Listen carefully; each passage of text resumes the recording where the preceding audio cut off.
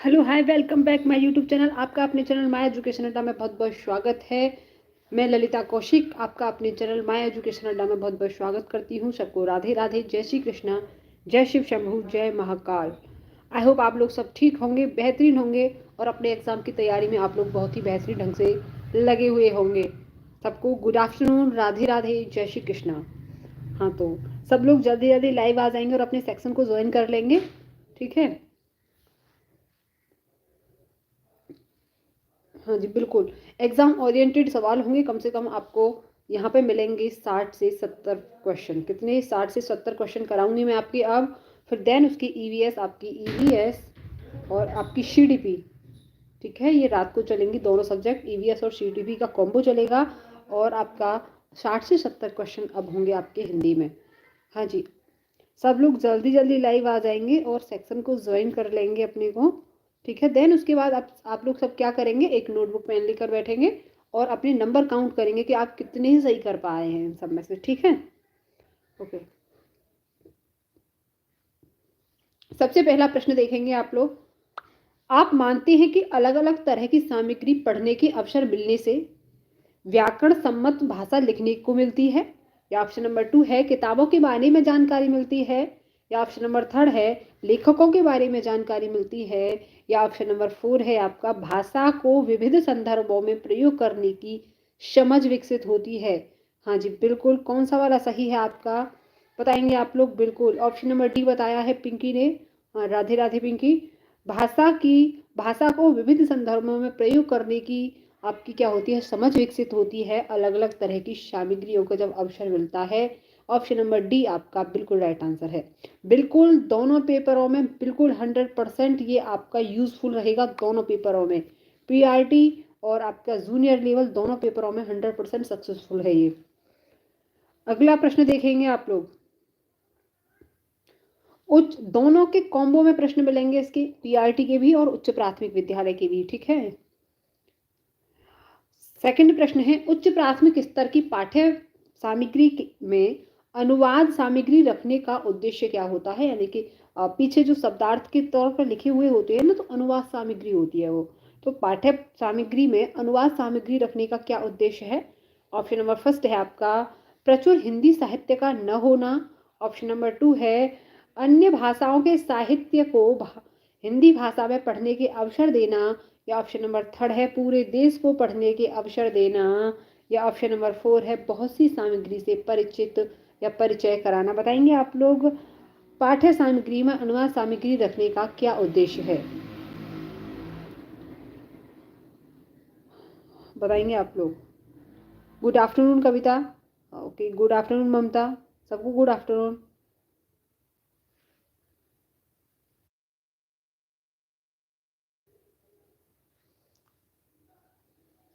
बिल्कुल, प्राथमिक स्तर की पाठ्य सामग्री में अनुवाद सामग्री कौन सी? उच्च प्राथमिक विद्यालय है, यानी कि बच्चे कैसे हैं, बच्चे कैसे हैं आपका?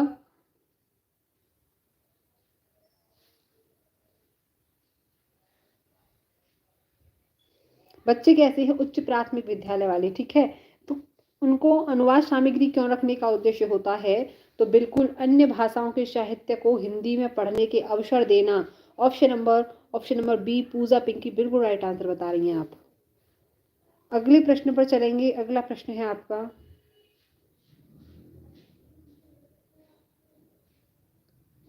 अगला प्रश्न क्या कह रहा है? प्रश्न नंबर 3, एक भाषा के अध्यापक के बच्चों में ऑप्शन नंबर ए अलंकारिक भाषा प्रयोग की समझ विकसित करने पर बल देना चाहिए। या ऑप्शन नंबर 2 है आपका विविध संदर्भों में भाषा प्रयोग की क्षमता विकसित करने पर बल देना चाहिए। या ऑप्शन नंबर 3 है विभिन्न भाषा प्रयोग की क्षमता विकसित करने पर बल देना चाहिए। या ऑप्शन नंबर 4 है भाषा सिद्धांतों की समझ विकसित करने पर बल देना चाहिए। बताएंगे आप लोग एक एक आपका एक भाषा अध्यापक को बच्चों में क्या विकसित करने पर सबसे ज़्यादा ध्यान देना चाहिए? हाँ जी, बताएंगे इसका आंसर आप लोग? कौन सा वाला सही है आपका? हाँ जी, बिल्कुल।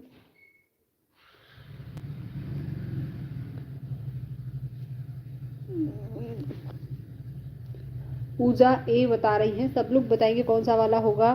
क्या अलंकारिक भाषा प्रयोग करना सिखाएंगे बच्चे को? क्या अलंकारिक भाषा के प्रयोग पर बल देंगे? क्या शुद्ध प्रयोग पर बल देंगे? क्या आपका भाषा सिद्धांतों की समझ पर बल देंगे? या ऑप्शन नंबर 2 आपका विविध संदर्भों में भाषा प्रयोग की क्षमता विकसित करने पर बल देंगे, यानी कि बच्चा हर जगह अपनी बात को बहुत ही आसानी से और बहुत ही अच्छे मिजाज में कह पाए, इसी को बच्चे को सिखाना है। ऑप्शन नंबर 2 आपका बिल्कुल राइट आंसर है। अगला प्रश्न है प्रश्न नंबर 4। दृश्य श्रव्य सामग्री का प्रयोग तब उपयोग होता है जब बच्चे, एक बार फिर सुनेंगे प्रश्न को, दृश्य श्रव्य सामग्री जो होती है ना, उसका प्रयोग प्रयोग तब उपयोगी होता है, उपयोग होता है जब बच्चे, ऑप्शन नंबर फर्स्ट है, उस पर अपनी बौद्धिक प्रतिक्रिया दे सकें, या उसकी भाषा का अनुकरण कर सकें, ऑप्शन नंबर थर्ड है उसके बनने की प्रक्रिया को बता सकें, ऑप्शन नंबर 4 है उसे बहुत सरलता से समझ सकें। बताएंगे दृश्य श्रव्य सामग्री क्लासों में क्यों यूज कराई जाती है? क्या अनुकरण करने के लिए, क्या उस पर अपनी बौद्धिक प्रतिक्रिया देने के लिए, या उसके बनने की, यानी कि ये दृश्य श्रव्य सामग्री है, ये चल रही है, ये कैसे बनी थी, इस पर बल देने के लिए बताएंगे आप लोग।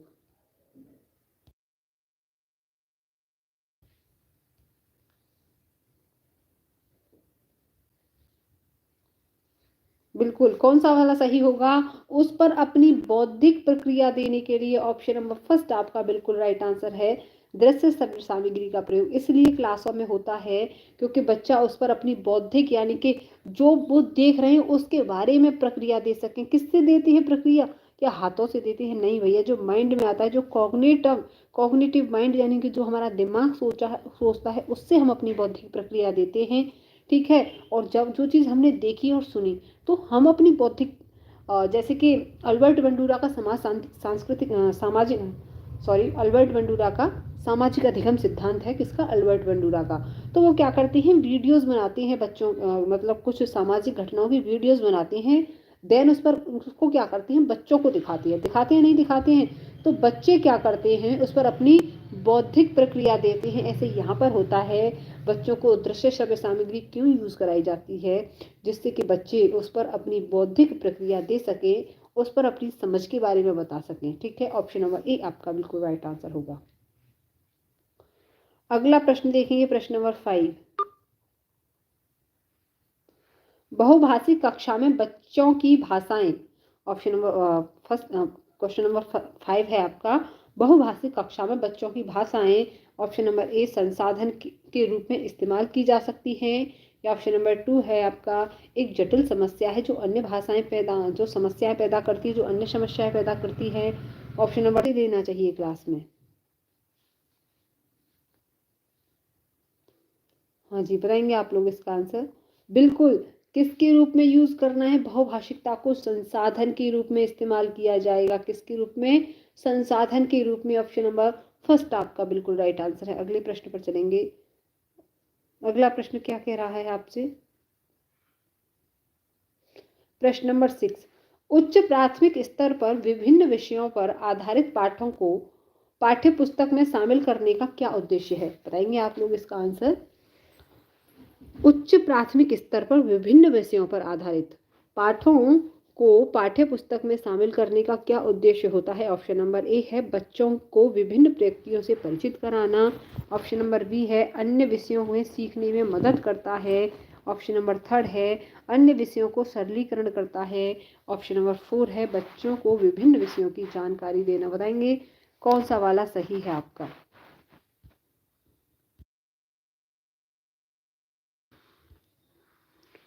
हाँ जी, बिल्कुल ए बता रही हैं पूजा। हाँ, पिंकी भी ए बता रही है। बिल्कुल, जो लोग भी ए बता रहे हैं बिल्कुल राइट आंसर है, यानी कि बच्चों को विभिन्न प्रयुक्तियों से परिचित कराना। ऑप्शन नंबर ए आपका बिल्कुल सही उत्तर है, यानी कि विभिन्न विषयों पर आधारित पाठों में पाठ्य पुस्तक क्यों शामिल करते हैं? विभिन्न विषयों से, यानी कि विभिन्न विषयों की जो प्रयुक्ति होती है उससे बच्चे को परिचित कराने के लिए। ऑप्शन नंबर ए आपका बिल्कुल सही आंसर है। अगले प्रश्न पर चलेंगे। प्रश्न नंबर 7 क्या कह रहा है? कविता में कई बार अभी भी का प्रयोग करके बातें रची गई हैं। ठीक है, बिना रुके चलने वाली किसी कार्य का भाव निकल रहा है या नहीं? प्रश्न खाली जगह की ओर संकेत करता है, किसकी ओर संकेत करता है?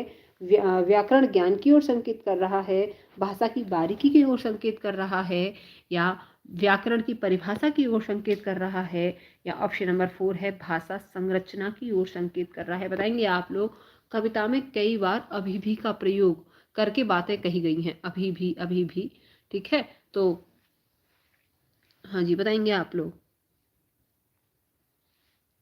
ओके, पूजा बता रही है, पिंकी बी बिल्कुल, जो लोग भी बता रहे हैं बिल्कुल राइट आंसर है। कैसे बात कर रहा है? अभी भी जैसी बातें रचनाएं करी गई हैं ऐसी बातों की। ऑप्शन नंबर आपका 2 बिल्कुल राइट आंसर है। ये भाषा की बारीकियों की बात करता है। ऑप्शन नंबर 2 आपका बिल्कुल सही जवाब है। अगले प्रश्न को देखेंगे, प्रश्न नंबर 8। बच्चे भाषा तब बेहतर तरीके से सीखते हैं जब, बच्चे भाषा कब बेहतर तरीके से सीखते हैं? ऑप्शन नंबर फर्स्ट है आपका, उनके पाठ्य पुस्तक या अनेक पाठ्य पुस्तक हों उनके पास, जब बच्चे से सीखेंगे। या ऑप्शन नंबर बी है, एक भाषा समृद्ध परिवेश हो तब भाषा अच्छे से सीखते हैं। ओके, सरल साहित्य का चयन हो। या ऑप्शन नंबर आपका लास्ट है, परीक्षाओं का आयोजन होता है तब बच्चे भाषा बेहतर तरह से सीखते हैं। बताएंगे कौन सा वाला सही है आपका? बिल्कुल, जो लोग भी बी बता रहे हैं बिल्कुल राइट आंसर है। यानी कि बच्चे भाषा कब बढ़िया तरह से सीखते हैं, कब अच्छे से सीखते हैं? समृद्ध परिवेश मिले। देखिए, कहते हैं ना कि बच्चे का 90% विकास ना 90% विकास तो परिवार करके भेजता है स्कूल में। जब बच्चा स्कूल में प्रवेश लेता है ना, फर्स्ट में आता है, तो उसका 80 से 90% विकास तो हो चुका होता है। क्या? और वो विकास को आप अच्छा दे रहे हो या बुरा दे रहे हो, ये आपके परिवेश पर निर्भर करता है। एक अच्छा समृद्ध परिवेश मिलेगा तो इससे बच्चे का विकास भी बेहतर होगा। ऑप्शन नंबर 2 आपका बिल्कुल सही आंसर है। अगले प्रश्न को देखेंगे। अगला प्रश्न है, त्रिभाषा फॉर्मूला भारत की खाली जगह की चुनौतियों और खाली जगह को संबोधित करने का प्रयास है।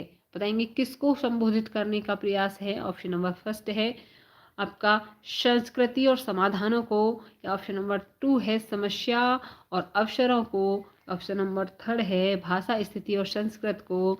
या ऑप्शन नंबर 4 है भाषा स्थिति और अवसर को। बताएंगे आप लोग। त्रिभाषा फॉर्मूला भारत की चुनौतियों और को संबोधित करने का प्रयास है। बताइए कौन सा वाला सही है इसमें?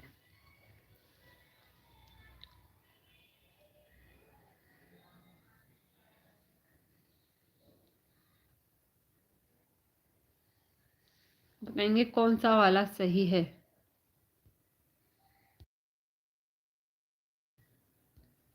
बिल्कुल, कौन सा वाला? जो लोग भी डी बता रहे हैं बिल्कुल सही आंसर है। त्रिभाषा फॉर्मूला भाषा की स्थिति किसको? भाषा की स्थिति की चुनौतियों और अवसरों को संबोधित करने का प्रयास करता है। ऑप्शन नंबर 4 आपका बिल्कुल सही आंसर है। अगले प्रश्न पर चलेंगे, प्रश्न नंबर 10। हिंदी भाषा शिक्षक के रूप में सर्वाधिक महत्वपूर्ण क्या है? हिंदी भाषा शिक्षक के रूप में ऑप्शन नंबर ए है साहित्यिक लेखन एवं पुरस्कार। क्या यह आपका सर्वाधिक महत्वपूर्ण है? लेखन और पुरस्कृत करना चाहिए। ऑप्शन नंबर बी है भाषा की शिक्षा शास्त्रीय समझ होनी चाहिए बच्चे में। ओके, साहित्य संगोष्ठियों में भागीदारी होनी चाहिए। या ऑप्शन नंबर 4 है आपका भाषा की परिभाषाओं को याद होना चाहिए। बताएंगे आप लोग। हिंदी भाषा शिक्षक के रूप में सर्वाधिक महत्वपूर्ण क्या है? पूजा कह रही है मैम, दिख नहीं रहा है मुझे। देखिए एक बार इससे बाहर निकलिए चैनल से, दोबारा आप इसमें ममता कह रही है मेरा मैसेज नहीं जा रहा है, नहीं आ रहा है ममता, आपका मैसेज क्यों नहीं आएगा? बताएंगे आप लोग इसका आंसर।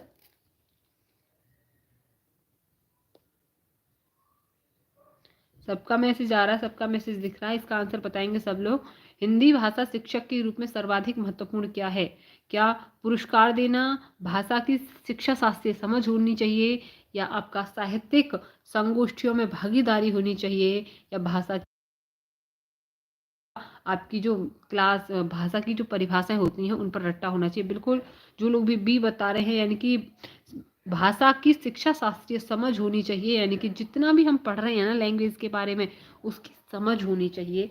जितना हम किसी चीज़ को समझते हैं वो उतना ही ज़्यादा टाइम के लिए हमारे दिमाग में स्टोरेज हो जाती है। तो ऑप्शन नंबर बी आपका बिल्कुल राइट आंसर है। अगला प्रश्न है प्रश्न नंबर 11। भाषा की नियमबद्ध प्रवृत्ति को पहचान और उसका विश्लेषण करना उच्च प्राथमिक स्तर के भाषा शिक्षक का एक खाली जगह उद्देश्य है। कौन सा उद्देश्य है? महत्वपूर्ण है, निरर्थक है या कमजोर है, सर्वोपरि है? बताएंगे आप लोग। भाषा की नियमबद्ध प्रवृत्ति को पहचानना और उसका विश्लेषण करना उच्च प्राथमिक स्तर के भाषा शिक्षण का एक कैसा उद्देश्य है? कैसा उद्देश्य है? ए बता रहे हैं।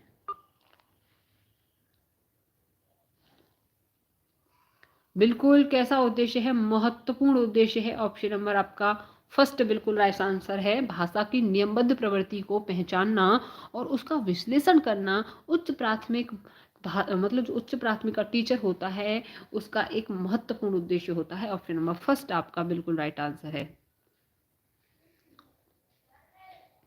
अगला प्रश्न है प्रश्न नंबर 12 कह रहा है उच्च प्राथमिक स्तर पर भाषा सीखने का एक महत्वपूर्ण उद्देश्य क्या है? किस पर? उच्च प्राथमिक स्तर पर। ऑप्शन नंबर फर्स्ट है पठित सामग्री का तार्किक विश्लेषण करना। ऑप्शन नंबर 2 है पठित सामग्री के पक्ष में अपनी बात रखना। या ऑप्शन नंबर 3 है पठित सामग्री के विरुद्ध अपनी बात रखना। या ऑप्शन नंबर 4 है पठित सामग्री को ज्यों का त्यों प्रस्तुत करना। बताएंगे आप लोग। उच्च प्राथमिक स्तर पर भाषा सीखने का एक महत्वपूर्ण उद्देश्य है।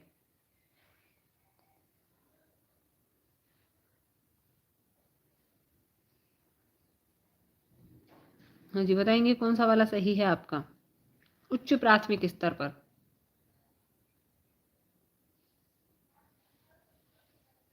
मैम आप अपने व्हाट्सएप नंबर दीजिए, पूजा कह रही है। हाँ ओके, बताएंगे कौन सा वाला सही है? मैम ए। मैम तो ए नहीं है। बिल्कुल ए बिल्कुल राइट आंसर है। पठित सामग्री को तार्किक विश्लेषण करना। Option number okay. पूजा एक बार आप इससे बाहर जाइए, क्लास से निकलिए, और हो सकता है आपकी क्लास 144 पर चल रही होगी। आप थोड़ा सेटिंग में जाइए और उसको या तो 240 पर या 360 पर चलाइए क्लास को, तो चलेगी, है ना? आपकी क्लास कम चल रही होगी। ओके, तो कौन सा वाला सही होगा? पठित सामग्री का तार्किक विश्लेषण करना महत्वपूर्ण उद्देश्य होता है किसका? लर्निंग का। ऑप्शन नंबर फर्स्ट आपका बिल्कुल सही आंसर है। अगले प्रश्न पर चलेंगे। प्रश्न नंबर 13 क्या कह रहा है? जो बच्चे विशेष रूप से पढ़ने में कठिनाई महसूस करते हैं, पढ़ने में जो कठिनाई महसूस करते हैं उनको क्या होता है? क्या डिस्ग्राफिया से ग्रस्त होती हैं वो? क्या मंदबुद्धि होती हैं? क्या उनमें डिसलेक्सिया होता है? या आपका सीखने में अक्षम होते हैं ऐसे बच्चे? बताएंगे आप लोग। रानी जायसवाल, सुजीत कुमार बी बता रहे हैं। ममता 13 का सी बता रही हैं। पूजा ए बता रही हैं। बताएंगे पढ़ने में जो बच्चे कठिनाई महसूस कर रहे हैं उन्हें क्या प्रॉब्लम होगी? हाँ जी बिल्कुल। क्या डिस्ग्राफिया होगा? डिस्ग्राफिया होता है भैया आपका लेखन संबंधी विकार। कौन सा? लेखन संबंधी विकार होता है डिस्ग्राफिया। ठीक है। डिसलेक्सिया होता है आपका पठन संबंधी विकार। और बच्चे को कठिनाई किस में हो रही है? पढ़ने में कठिनाई हो रही है। और पठन संबंधी विकार क्या होता है? डिसलेक्सिया होता है। यानी कि इसको पठन वैफल्य भी के नाम से कई बार एग्जाम में पूछा गया है। किसके नाम से? पठन वैफल्य। ठीक है, पठन वैफल्य के नाम से पूछा गया है इसको कई सारी बार आपके एग्जाम में। ठीक है, अगला प्रश्न देखेंगे। प्रश्न नंबर 14। उच्च प्राथमिक स्तर पर भाषा सीखने को प्रभावित करता है। क्या प्रभावित करता है? ऑप्शन नंबर फर्स्ट है बच्चों द्वारा किया जाने वाला शुल्क। क्या यह भाषा को प्रभावित करता है? ऑप्शन नंबर 2 है आपका शिक्षक का भाषा शिक्षण संबंधी रवैया। ऑप्शन नंबर 3 है शिक्षक द्वारा ली गई लिखित परीक्षा मानक। या ऑप्शन नंबर 4 है आपका भाषा संबंधी गृह कार्य। बताएंगे आप लोग क्या बच्चों की भाषा सीखने को प्रभावित करता है उच्च प्राथमिक स्तर पर?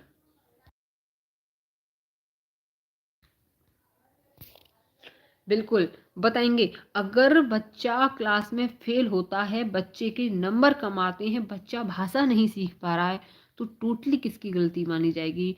टोटली गलती टीचर की ही मानी जाएगी। यानी कि असफलता ही असफल हुई है। यानी कि क्या आपका जो क्लास की जो व्यवस्था थी उसको असफल किया गया है। शिक्षक असफल होगा, बच्चा कभी असफल नहीं होता। तो आपकी उच्च प्राथमिक स्तर पर भाषा सीखने को भाषा शिक्षक का रवैया प्रभावित करता है। ऑप्शन नंबर 2 आपका बिल्कुल राइट आंसर है। अगले प्रश्न पर चलेंगे। प्रश्न नंबर 15 क्या कह रहा है? उच्च प्राथमिक स्तर पर समझकर पढ़ने के संदर्भ में सर्वाधिक महत्वपूर्ण क्या है? उच्च प्राथमिक स्तर पर ऑप्शन नंबर ए है तीव्र गति से पढ़ना, ऑप्शन नंबर 2 है बोल बोल कर शुद्ध उच्चारण के साथ पढ़ना, या ऑप्शन नंबर 3 है आपका लिखित सामग्री में शब्दों की पहचान करना, या ऑप्शन नंबर 4 है आपका किसी लिखित सामग्री का निहितार्थ समझना। बताएंगे आप लोग प्राथमिक स्तर पर, उच्च प्राथमिक स्तर पर पढ़ने में सर्वाधिक महत्वपूर्ण क्या है?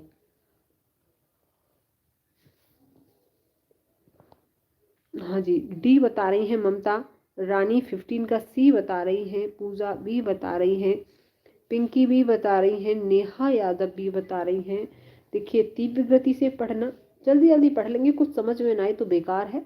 हम भी हैं, अगर फटाफट फटाफट किसी चीज़ को पढ़ लिया और समझ में नहीं आया, उसका निहितार्थ हमें नहीं समझ में आया, तो क्या फ़ायदा उस चीज़ को पढ़ने का। बोल बोल कर शुद्ध उच्चारण के साथ पढ़ना, बोल बोल कर शुद्ध उच्चारण के साथ पढ़ लेंगे और समझ में ही नहीं आया तो क्या फ़ायदा उसका पढ़ने का। देखिए एक बात बोलो, खाओ ऐसा जो पच जाए, पढ़ो ऐसा जो समझ में आ जाए। ठीक है, खाओ ऐसी चीज़, हमेशा ऐसी चीज़ खानी चाहिए हमें कि जो हमें डाइजेस्ट होने में हमें प्रॉब्लम ना दे। ठीक है, तो और हमेशा पढ़ना ऐसा चाहिए, पढ़ना उस हिसाब से चाहिए कि जितना भी पढ़ें, चाहे हम 1 पेज पढ़ें या 2 पेज पढ़ें या 4 पढ़ें, ठीक है, जितना भी पढ़ रहे हैं ना वो सब हमारे अंदर यानी कि हमें समझ में आ जाए, वही निर्धारित आपका सही होता है। ठीक है, लिखित सामग्री शब्दों की पहचान कर लेंगे।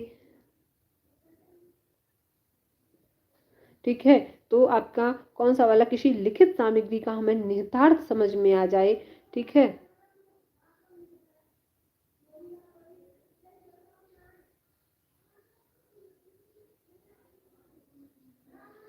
ठीक है, तो कैसा आपको क्या समझ में आ रहा है?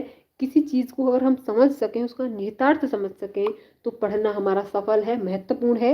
ऑप्शन नंबर 4 आपका बिल्कुल राइट आंसर है। लास्ट में आप फीडबैक बताना पूछा मुझे अपना कि आपने इन सारे प्रश्नों में से कितने सही किए हैं।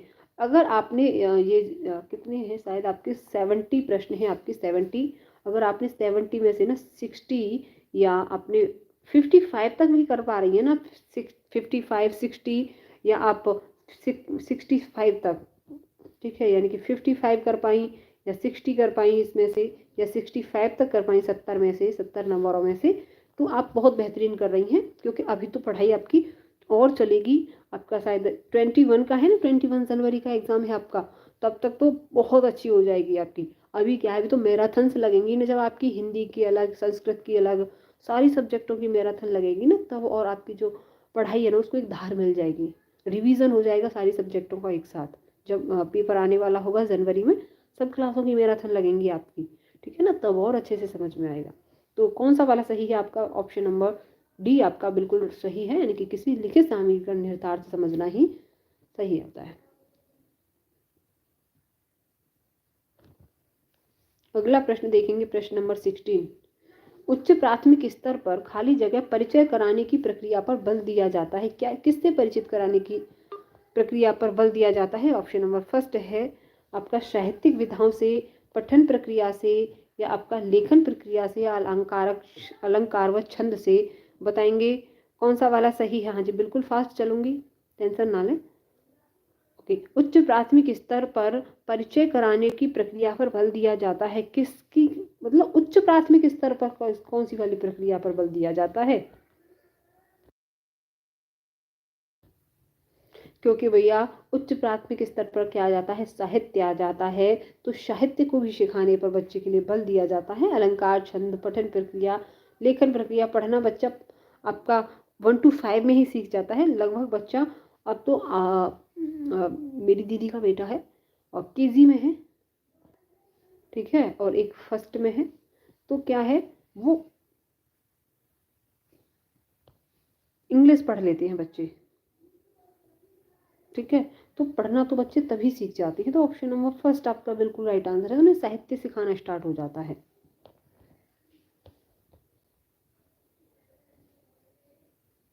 अगला प्रश्न है, उच्च प्राथमिक स्तर की हिंदी भाषा की पाठ्य पुस्तकों में हिंदीतर भाषी एक मिनट ओके उच्च प्राथमिक स्तर पर हिंदी भाषा की पाठ्य पुस्तकों में हिंदीतर भाषा को भी जगह मिलनी चाहिए, इस कथन का औचित्य नहीं है, यानी कि कौन सा गलत है। हिंदीतर भाषा का मतलब होता है अदर सब्जेक्ट, हिंदीतर भाषा का। अगला ऑप्शन नंबर फर्स्ट है, हिंदीतर भाषाओं के माध्यम से संवेदनाओं को विस्तार देना। ऑप्शन नंबर सेकंड है आपका, हिंदीतर भाषियों के आक्रोश को शांत करना। ऑप्शन नंबर थर्ड है, हिंदीतर भाषा के साहित्य से परिचित कराना। या ऑप्शन नंबर फोर है, हिंदीतर भाषाओं की रचना शैलियों से परिचित कराना। बताएंगे कौन सा औचित्य यानी कि कौन सा सही नहीं है इसमें।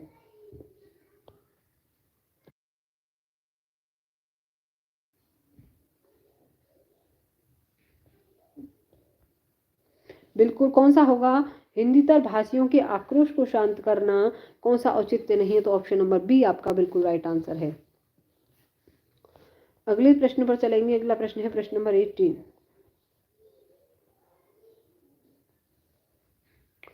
बहुभाषिक कक्षा में बच्चों की भाषाओं को स्थान देने के लिए आवश्यक है कि ऑप्शन नंबर फर्स्ट है, शिक्षक बच्चों की मातृभाषाओं में गीत कविता सुने। या ऑप्शन नंबर टू है, शिक्षक बच्चों की भाषाओं का ही प्रयोग करे। या ऑप्शन नंबर थर्ड है, शिक्षक बच्चों को उनकी भाषाओं में ही व्यवहार करने के लिए कहे। और ऑप्शन नंबर आपका फोर है, शिक्षक बच्चों की मातृभाषा प्रयोग को स्वीकार करे। बताएंगे बहुभाषिक कक्षा में बच्चों की भाषाओं को स्थान देने के लिए क्या आवश्यक है। क्या गीत और कविता सुनेगा, क्या आपका भाषा का ही प्रयोग करेगा, शिक्षक बच्चों की ही भाषा का प्रयोग करेगा, अपनी भाषा का मानक भाषा का प्रयोग नहीं करेगा, या उनकी भाषा में ही व्यवहार करेगा। या ऑप्शन नंबर फोर आपका बिल्कुल राइट आंसर है, कौन सा वाला, यानी कि बच्चों की मातृभाषा को भी क्लास में स्थान देगा, उनको भी स्वीकार करेगा। ऑप्शन नंबर डी आपका बिल्कुल राइट आंसर है। अगले प्रश्न पर चलते हैं, प्रश्न नंबर 19। प्रश्न नंबर 19 कह रहा है, कक्षा और बहुभाषिक और बहुसांस्कृतिक संदर्भों के प्रति संवेदनशीलता का विकास करना क्या होता है। ऑप्शन नंबर फर्स्ट है आपका, हिंदी भाषा शिक्षण का एक मुख्य उद्देश्य है। ऑप्शन नंबर टू है, भाषा नीति की जटिल समस्या है। ऑप्शन नंबर थर्ड है, हिंदी भाषा शिक्षण के प्रति अरुचि का कारण है। या ऑप्शन नंबर फोर है, हिंदी भाषा शिक्षण में एक जटिल समस्या है। बताएंगे बहुसांस्कृतिक संदर्भों के प्रति संवेदनशीलता का विकास करना क्या होता है। बिल्कुल हिंदी भाषा शिक्षण का मुख्य उद्देश्य है। ऑप्शन नंबर फर्स्ट आपका बिल्कुल राइट आंसर होगा। हाँ जी, ए फॉर अयोध्या। अगला प्रश्न नंबर 20 है, उच्च प्राथमिक स्तर पर बच्चों के लिए साहित्य का चयन करते समय आप सर्वाधिक किस बात पर ध्यान देंगे। ऑप्शन नंबर फर्स्ट है, क्या बच्चों की सरल भाषाओं पर ज़्यादा ध्यान देंगे, रचनाओं की लंबाई पर ज़्यादा ध्यान देंगे, या आपका ऑप्शन नंबर टू है, रचनाकार की प्रसिद्धि पर ज़्यादा ध्यान देंगे। ऑप्शन नंबर फोर है, बच्चों का स्तर और रुचि पर ज़्यादा ध्यान देंगे। बताएंगे आप लोग उच्च प्राथमिक स्तर पर बच्चों के लिए साहित्य का चयन करते समय आप सर्वाधिक किस बात पर ध्यान देंगे। बिल्कुल कौन सा वाला सही है, बच्चों का जो स्तर है और उनकी जो रुचि है उस पर ज़्यादा ध्यान देंगे। ऑप्शन नंबर फोर आपका बिल्कुल सही आंसर है। अगले प्रश्न पर चलेंगे। प्रश्न नंबर 21 क्या कह रहा है, 8वीं कक्षा में पढ़ने वाले अली अक्सर, ठीक है, 8वीं कक्षा में पढ़ने वाला अली अक्सर बच्चों को गलत शब्दों के नीचे शब्द, मतलब बच्चे ने जैसे कोई गलत शब्द लिखा उसके नीचे गलत शब्द का सही अर्थ लिख देगा। ठीक है, ठीक रूप से लिखकर दोनों में अंतर करने के लिए कहते हैं, इसका मुख्य उद्देश्य क्या है। ऑप्शन नंबर फर्स्ट है, आकलन को लचीला और सुविधापूर्ण बनाना या बताना। ऑप्शन नंबर टू है आपका, बच्चों को उनकी गलती का अनुभव कराना। या ऑप्शन नंबर आपका थर्ड है, शब्दों को सही वर्तनी की जानकारी देना। या ऑप्शन नंबर फोर है, अवलोकन द्वारा सही वर्तनी की ओर ध्यान आकृष्ट करना।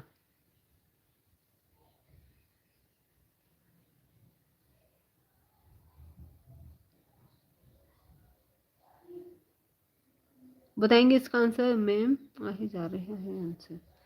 बताएंगे कौन सा वाला सही है आपका इसमें? 8वीं कक्षा में पढ़ने वाला अली अक्सर बच्चों के गलत शब्दों के नीचे क्या है? कौन सा वाला सही है आपका इसमें? गलत शब्द के नीचे मतलब गलत लिखा है उसके नीचे ही सही लिख देता है वो टीचर अली नाम का है। ठीक है, वो क्या कर रहा है? बिल्कुल ऑप्शन नंबर ए बिल्कुल कैसा है, कैसे क्या कर रहा है? आकलन को लचीला और सुविधापूर्ण बना रहा है। ऑप्शन नंबर 4 बिल्कुल राइट आंसर। उनकी गलती का करवाएगा कि हाँ जी तुमने गलती की है, ये सब गलत है। ऑप्शन नंबर फर्स्ट आपका बिल्कुल राइट आंसर है।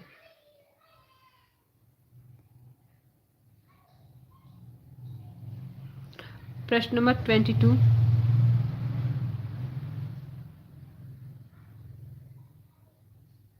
अगला प्रश्न है आपका, हिना अपनी बात कहते समय अपनी मातृभाषा के शब्दों का प्रयोग करती है, आप क्या करेंगे? ऑप्शन नंबर फर्स्ट है लक्ष्य भाषा के शब्द का प्रयोग करते हुए सहजता से उसके वाक्य को दोहराएंगे, या ऑप्शन नंबर 2 है उसे डांटेंगे कि वह अपनी भाषा के शब्दों का प्रयोग न करे, या ऑप्शन नंबर 3 है उसे बताएंगे कि किसी शब्द विशेष को क्या कहते हैं, या ऑप्शन नंबर 4 है उसे बताएंगे कि ये शब्द गलत है। बताएंगे आप लोग कौन सा वाला सही है?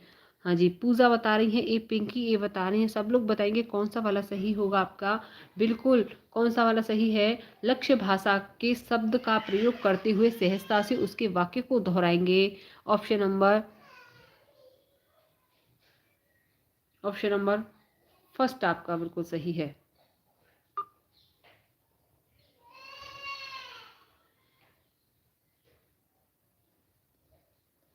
अगला प्रश्न देखेंगे, प्रश्न नंबर 23।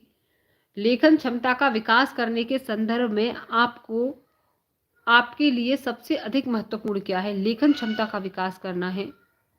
हाँ जी, बताइए क्या प्रॉब्लम हो गई? D D ma'am please reply, आपने पूछा क्या था? हाँ जी, बताएंगे लेखन क्षमता का विकास करने के संदर्भ में आपके लिए सबसे अधिक महत्वपूर्ण क्या है? ऑप्शन नंबर फर्स्ट है सुंदर लेखन का अभ्यास, ऑप्शन नंबर 2 है मानक वर्तनी का प्रयोग, ऑप्शन नंबर 3 है आपका सुनी पढ़ी और समझी हुई बातों की स्वाभाविक लिखित अभिव्यक्ति, या ऑप्शन नंबर 4 है दिए हुए बिंदुओं और निर्देशों के आधार पर निबंध लिखना। बताएंगे कौन सा वाला सही होगा आपका? हाँ जी, बताएंगे आप लोग आंसर इसका। लेखन क्षमता का विकास करने के संदर्भ में आपके लिए सबसे अधिक महत्वपूर्ण क्या है? क्या सुंदर लेखन का अभ्यास करेंगे, क्या मानक वर्तनी का प्रयोग करेंगे, या बताएंगे कौन सा वाला सही है?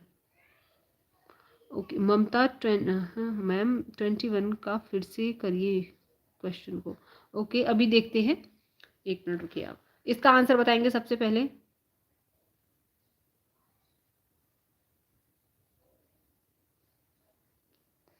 वेलकम काव्या, आपका पहला क्लास है, तो बताएंगे आप लोग कौन सा सही है आपका? सुंदर लेखन होना चाहिए। हाँ तो बिल्कुल ऑप्शन नंबर 3 आपका सुनी पढ़ी और समझी हुई बातों की स्वाभाविक लिखित अभिव्यक्ति होनी चाहिए, यानी कि कौन सा वाला सही है आपका? ऑप्शन नंबर 3 आपका बिल्कुल राइट आंसर है।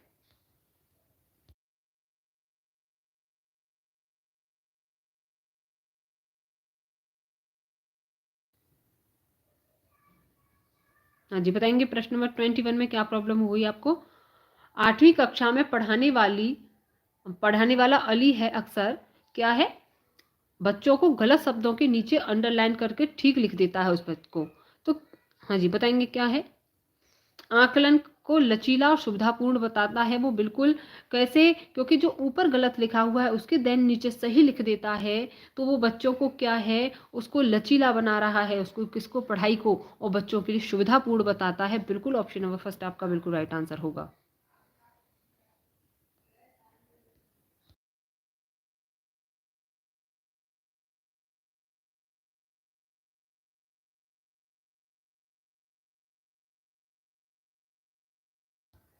हाँ जी, प्रश्न नंबर 24 बताएंगे आप लोग, कोई भी भाषा पुस्तक तभी सफल मानी जाएगी तब, कोई भी भाषा है या पुस्तक है तब तभी सफल मानी जाएगी कब?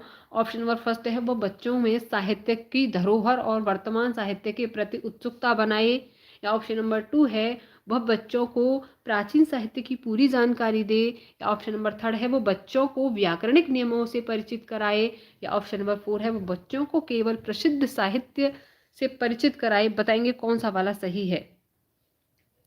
बताएंगे प्रश्न नंबर 24 का कौन सा वाला सही है।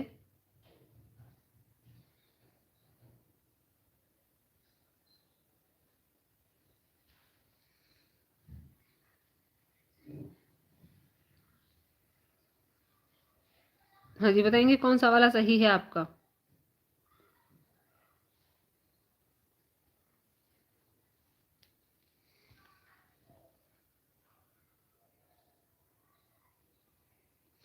बिल्कुल कौन सा वाला सही है। वह बच्चों में साहित्य की धरोहर और वर्तमान साहित्य के प्रति उत्सुकता बनाए। ऑप्शन नंबर फर्स्ट आपका बिल्कुल सही जवाब है। जो भी फर्स्ट बता रहे हैं यानी कि ममता 24 ए बता रही हैं और पिंकी हैं ए बता रही हैं, आनंद सी बता रहे हैं, नहीं आनंद फर्स्ट आपका बिल्कुल सही होगा। ऑप्शन नंबर ए बिल्कुल राइट आंसर है आपका। अगले प्रश्न को देखेंगे, प्रश्न नंबर 25। उच्च प्राथमिक स्तर पर मुहावरे लोकोक्तियों के शिक्षण के संबंध में आपके लिए सर्वाधिक महत्वपूर्ण क्या है। उच्च प्राथमिक स्तर पर क्या है, आपके मुहावरे और लोकोक्ति दोनों आ जाते हैं, तो उसमें सर्वाधिक महत्वपूर्ण क्या है। ऑप्शन नंबर फर्स्ट है मुहावरे लोकोक्तियों का वाक्य प्रयोग करना, या ऑप्शन नंबर 2 है आपका अधिक से अधिक मुहावरे लोकोक्तियों के प्रयोग द्वारा भाषा को अलंकारिक बनाना, या ऑप्शन नंबर 3 है आपका संदर्भानुसार मुहावरे लोकोक्तियों के प्रयोग को समझना और उनका प्रयोग करना, या ऑप्शन नंबर 4 है मुहावरे लोकोक्तियों का अर्थ समझाने का प्रयत्न करना। बताएंगे आपका इसमें कौन सा वाला। हाँ जी, बताएंगे आप लोग। प्रश्न नंबर 25 का आंसर बताएंगे। उच्च प्राथमिक स्तर पर मुहावरे लोकोक्तियों के संबंध में सबसे ज्यादा महत्वपूर्ण क्या है।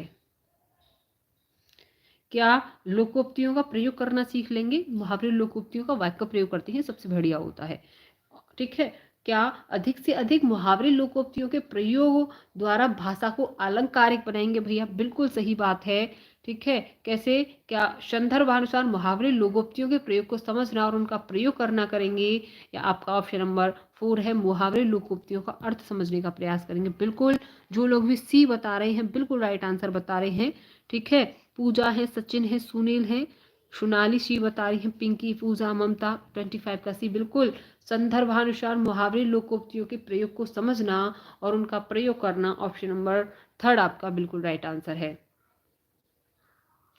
अगला प्रश्न चलेंगे, प्रश्न नंबर 26। उच्च प्राथमिक स्तर पर भाषा शिक्षण का एक महत्वपूर्ण उद्देश्य क्या है। उच्च प्राथमिक स्तर पर ऑप्शन नंबर फर्स्ट है भाषा की नियमबद्ध प्रकृति को पहचानना, या ऑप्शन नंबर सेकंड है भाषा को अलंकारिक रूप को पहचानना, या ऑप्शन नंबर 3 है भाषा के व्याकरण को कंठस्थ करना, या ऑप्शन नंबर 4 है आपका साहित्यिक विधाओं में रचना करना। बताएंगे कौन सा वाला उच्च प्राथमिक स्तर पर भाषा शिक्षण का महत्वपूर्ण उद्देश्य है। बताएंगे आप लोग कौन सा उद्देश्य है। हाँ जी, क्या बिल्कुल, क्या अलंकारिक रूप को पहचानेंगे, क्या व्याकरण के कंठस्थ करेंगे, क्या साहित्य की विधाओं की रचना करेंगे, क्या आपकी भाषा की नियमबद्ध प्रकृति की पहचान करेंगे। बिल्कुल ऑप्शन नंबर ए बिल्कुल राइट आंसर है आपका। हाँ पूजा बिल्कुल राइट आंसर है ए आपका। आनंद ये बता रहे हैं, ममता हाँ जी बिल्कुल ये आंसर आपका बिल्कुल सही है। सोनाली मिश्रा 2 बता रही, नहीं सोनाली आपका फर्स्ट होगा इसमें, ठीक है। अगला प्रश्न देखेंगे, प्रश्न नंबर 27। साहित्य की किस विधा के शिक्षण में स्वस्वर पठन सर्वाधिक अपेक्षित है।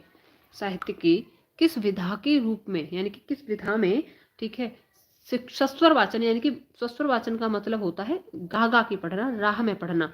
सबसे ज्यादा किस में अपेक्षित है, क्या आत्मकथा में, या स्मरण में, क्या एकांकी में, या जीवनी में। बताएंगे किस में सस्वर पठन किया जा सकता है आपका, ठीक है।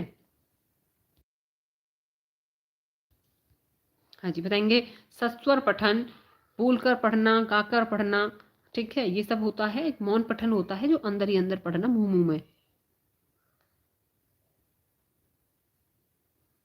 बताएंगे साहित्य की किस विधा के शिक्षण में स्वस्वर पठन सर्वाधिक अपेक्षित है। आत्मकथा, स्मरण, एकांकी, या जीवनी। बताएंगे कौन सा वाला सही है आपका। बिल्कुल कौन सा वाला सही होगा। सस्वर पठन सर्वाधिक अपेक्षित किसमें है, एकांकी में है, ठीक है, आत्मकथा और स्मरण और जीवनी ये क्या है, हम इनका मौन पठन करते हैं, लेकिन एकांकी को हम जोर जोर से भी पढ़ सकते हैं, मुंह से मतलब आवाज जैसे आती है ऐसे भी पढ़ सकते हैं। ऑप्शन नंबर थर्ड आपका बिल्कुल राइट आंसर होगा, एकांकी। अगला प्रश्न है प्रश्न नंबर 28। बच्चों में सृजनात्मक अभिव्यक्ति का विकास करने के लिए सर्वश्रेष्ठ विधि कौन सी है? सर्वश्रेष्ठ कौन सा आपका ऑप्शन है, बताएंगे आप लोग। बच्चों में सृजनात्मकता, क्रिएटिव अभिव्यक्ति का विकास करना है। ऑप्शन नंबर फर्स्ट है पढ़ी गई कहानी को संक्षेप में लिखना। ऑप्शन नंबर 2 है आपका भूकंप आने पर जो तबाही हुई उसके बारे में अपने अनुभव लिखना। या ऑप्शन नंबर आपका थर्ड है 2 दिन के आकाश के लिए पत्र लिखना, 2 दिन के अवकाश के लिए पत्र लिखना। या ऑप्शन नंबर 4 है मेरा आदर्श विद्यालय पर निबंध लिखना। बताएंगे बच्चों में सृजनात्मक अभिव्यक्ति का विकास करना है तो सर्वश्रेष्ठ क्या होगा? बिल्कुल बी बता रहे हैं। ओके, कुणाल शर्मा 28 का बी बता रहे हैं। आरती बता रही हैं ए। सोनाली ए बता रही हैं। बिल्कुल जो लोग भी ए बता रहे हैं, ए बता रहे हैं कुछ लोग, और कुछ लोग बता रहे हैं बी। तो जो बिल्कुल संक्षेप में लिखना काम नहीं करेगा इसमें। भूकंप आने पर अपने अनुभव, अपनी बातों को जो खुद बताना, वो कौन सा होता है? वो बिल्कुल सही बात है, अपने अनुभव खुद बताना। ऑप्शन नंबर 2 आपका बिल्कुल राइट आंसर हो जाएगा। अगला प्रश्न देखेंगे, प्रश्न नंबर 29। भाषा अर्जन और भाषा अधिगम में अंतर क्या होता है? भाषा अर्जन, अर्जन का मतलब होता है हम जो अपने समाज से सीख लेते हैं, अर्जित कर लेते हैं जन्म के बाद। जैसे कि हमारा जन्म हुआ, ठीक है, और किसी बच्चे का भी जन्म हुआ, वो क्या है, पहले भाषा को पढ़ना नहीं सीखता, उसका अर्जन करता है, उसको बोलना सीखता है नॉर्मली किसके साथ रह के, अपने समाज के साथ रह के, अपने परिवार पड़ोस के साथ रह के। देन उसके बाद जब वो स्कूल जाता है तो वो भाषा का अधिगम करता है। तो इसका मुख्य अंतर का आधार क्या नहीं है आपका? क्या सांस्कृतिकता नहीं है? क्या कुशलता नहीं है? क्या स्वाभाविकता नहीं है? क्या सहजता नहीं है? बताएंगे इसका अंतर का आधार क्या नहीं है आपका? भाषा अर्जन और अधिगम में अंतर का आधार क्या नहीं है आपका?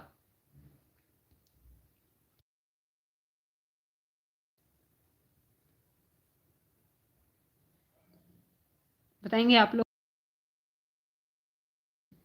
बिल्कुल, क्या होती है, क्या इसमें अंतर और भाषा अधिगम और अर्जन में क्या सांस्कृतिकता का अंतर होता है? बिल्कुल होता है। क्या स्वाभाविकता का अंतर होता है? बिल्कुल। सहजता का भी होता है। कुशलता, बच्चे की कुशलता यहाँ पे भी भाषा अर्जन करने में भी चली थी, भाषा अधिगम में भी चलेगी, यही इसका आधार नहीं है। ऑप्शन नंबर आपका 2 बिल्कुल राइट आंसर है। प्रश्न नंबर 30 कह रहा है आपसे, हिंदी भाषा की कक्षा में एक बच्चा बोलते समय अपनी मातृभाषा के शब्दों का प्रयोग करता है, ऐसी स्थिति में आप क्या करेंगे? ऑप्शन नंबर 2 है उसे टोकेंगे और उसकी मातृभाषा के शब्दों के स्थान पर हिंदी के शब्दों का प्रयोग दृढ़ता से करवाएंगे। या ऑप्शन नंबर 2 है उसकी भाषा अभिव्यक्ति पर ध्यान नहीं देंगे और पाठ जारी रखेंगे। या ऑप्शन नंबर आपका थर्ड है उसे टोकेंगे नहीं और उसकी मातृभाषा के शब्दों के स्थान पर हिंदी के शब्दों का प्रयोग, मतलब हिंदी के शब्दों का प्रयोग कर वाक्य को दोहराएंगे। या ऑप्शन नंबर 4 है आपका उसे टोकेंगे नहीं, उसकी मातृभाषा के शब्दों का ही प्रयोग स्वयं भी करेंगे। तो बताएंगे आप लोग कौन सा वाला सही है? कोई बच्चा है मातृभाषा का प्रयोग कर रहा है तो आप क्या करेंगे?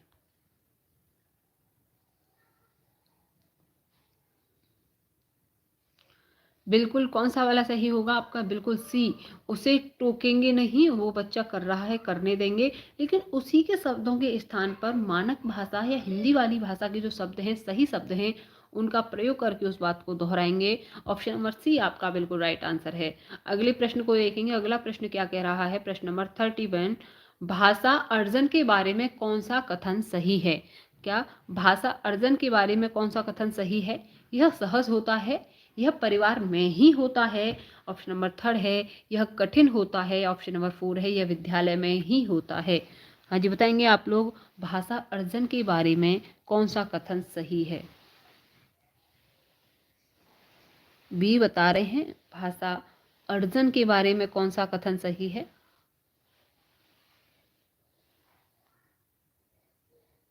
पूजा देवी का फर्स्ट आया है। आरती ए बता रही हैं।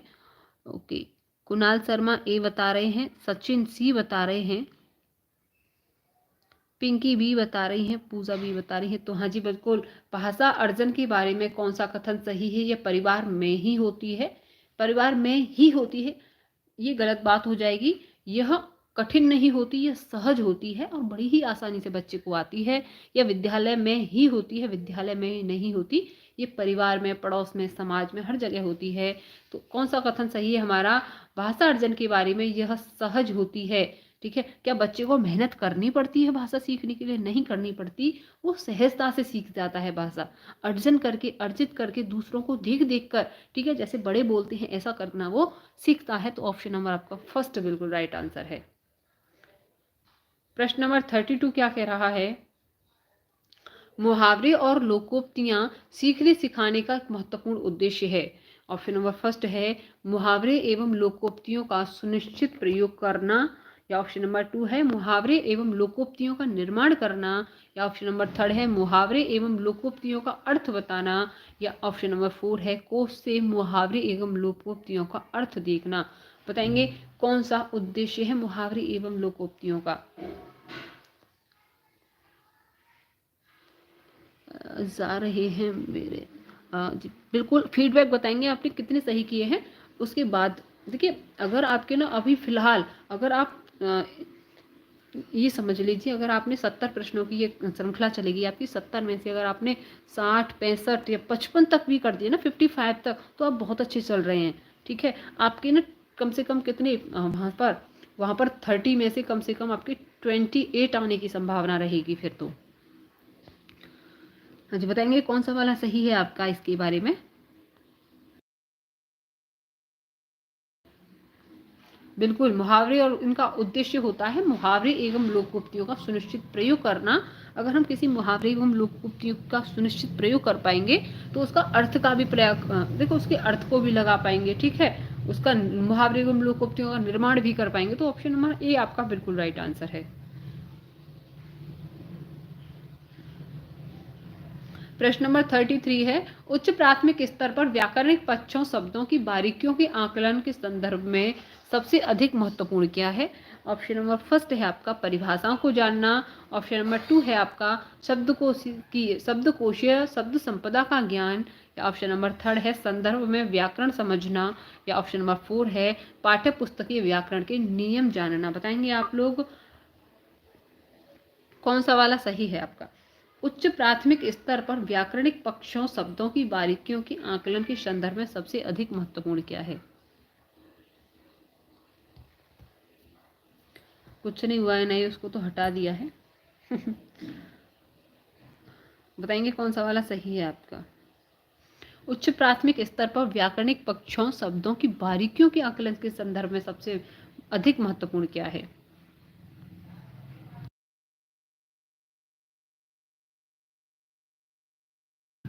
बिल्कुल, सी आपका बिल्कुल राइट आंसर है। यानी कि संदर्भ में व्याकरण को समझना। देखिए व्याकरणिक पक्षों में हम शब्दों की बारीकियों के आकलन लगाना चाहते हैं ना, तो उसमें व्याकरणिक संदर्भ समझे जाएंगे। ऑप्शन नंबर सी बिल्कुल राइट आंसर है आपका।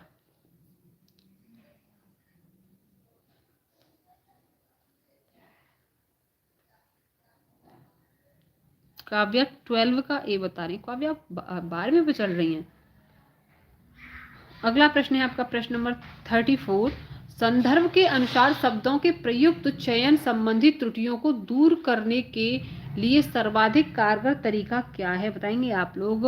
संदर्भ के अनुसार शब्दों के प्रयुक्त चयन संबंधी त्रुटियों को दूर करने के लिए सर्वाधिक उपयुक्त कारगर तरीका कौन सा है? क्या व्याकरण की विविध पुस्तकें पढ़ना, या विविध शब्दों का वाक्य प्रयोग करवाना, या ऑप्शन नंबर 3 है विविध शब्दों की सूची याद करना, या ऑप्शन नंबर 4 है विविध भाषा प्रयोग से परिचित कराना। बिल्कुल बताएंगे कौन सा वाला आपका कारगर तरीका है? बिल्कुल ऑप्शन नंबर प्रश्न नंबर 34 का बताएंगे कौन सा वाला सही होगा?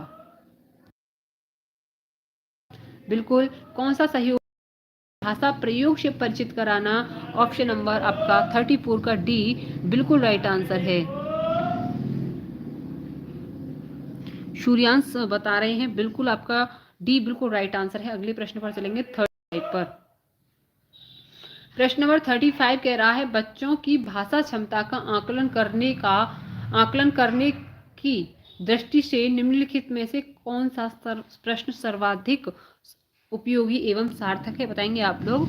बच्चों की भाषा क्षमता का आकलन करने की दृष्टि से निम्नलिखित में से कौन सा सर्वाधिक उपयोगी एवं सार्थक है? तो बताएंगे ऑप्शन नंबर फर्स्ट है नीचे दिए गए शब्दों के वचन बदलिए। तितली का चूहा करना, तितली और चूहा।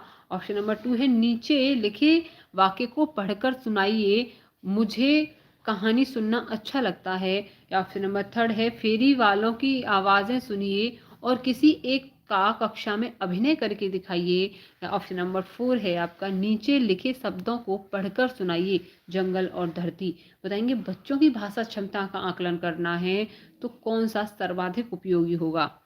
हाँ जी बताएंगे 35 का आंसर। और सबसे पहले आरती बता रही हैं सी। हाँ जी बिल्कुल, कौन सा वाला सही होगा? फेरी वाले की आवाज़ें सुनिए और किसी एक का अभिनय करके दिखाइए। इससे बच्चे की भाषा में जो आकलन है ना, उसकी भाषा का उसका आकलन अच्छे से हो जाएगा। ऑप्शन नंबर 3 आपका बिल्कुल राइट आंसर है।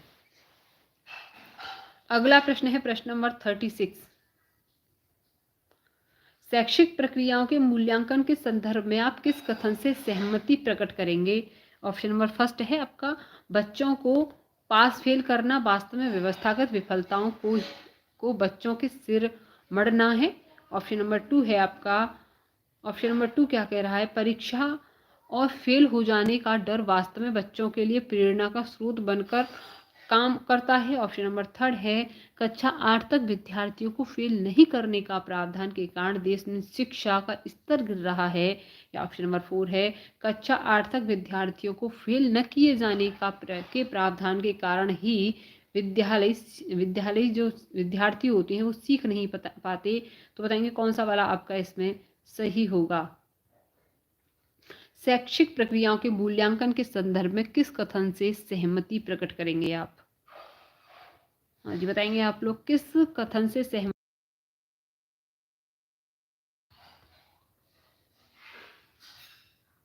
हाँ जी बताएंगे। ये 1 to 5 ये प्राथमिक और उच्च प्राथमिक दोनों के प्रश्न आपके यार कंबाइंड हैं इसमें।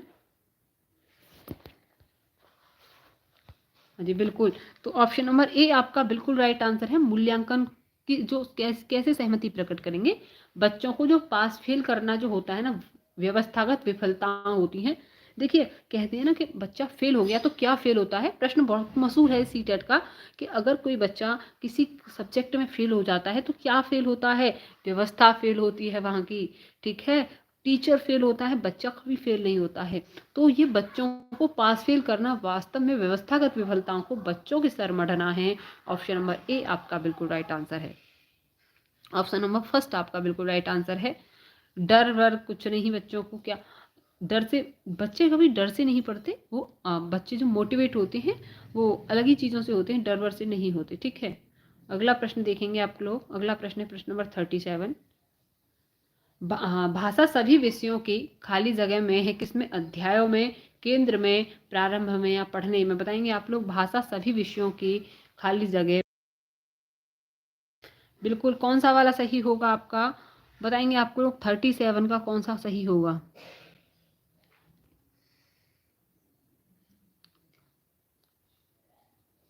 बिल्कुल किस में है? केंद्र में है। ऑप्शन नंबर 2 आपका बिल्कुल राइट आंसर है। भाषा सभी विषयों के केंद्र में है। ऑप्शन नंबर 2 आपका बिल्कुल राइट आंसर है। अगले प्रश्न को देखेंगे। अगला प्रश्न है प्रश्न नंबर 38। उच्च प्राथमिक स्तर पर हिंदी भाषा का आकलन करते समय आप सर्वाधिक किस पर बल देंगे? किस पर बल देंगे?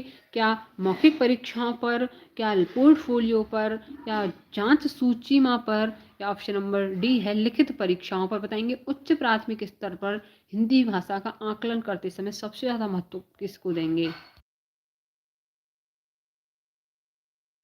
बिल्कुल किसको देंगे? पोर्टफोलियो को। इसमें बच्चे की रुचि कहाँ से आ रहा है, उसका बैकग्राउंड कैसा है, बच्चा पढ़ने में कैसा है, सब कुछ बच्चे का लेखा जोखा लिखा होता है, तो उसे ही पोर्टफोलियो कहते हैं। ऑप्शन नंबर आपका 2 बिल्कुल राइट आंसर। अगला प्रश्न है प्रश्न नंबर 39।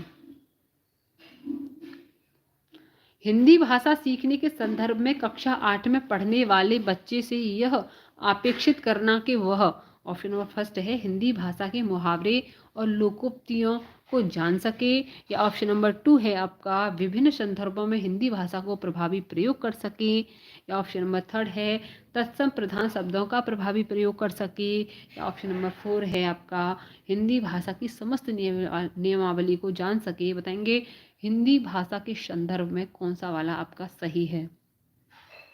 बिल्कुल ऑप्शन नंबर बी, जो लोग भी बता रहे हैं, अजीत बता रहे हैं बी 39 का, ठीक है, सूर्यांश बता रहे हैं बिल्कुल बी 39 का बी, बिल्कुल विभिन्न संदर्भों में हिंदी भाषा का प्रभावी प्रयोग कर सकता है, इसमें ही बच्चे सबसे अच्छा है।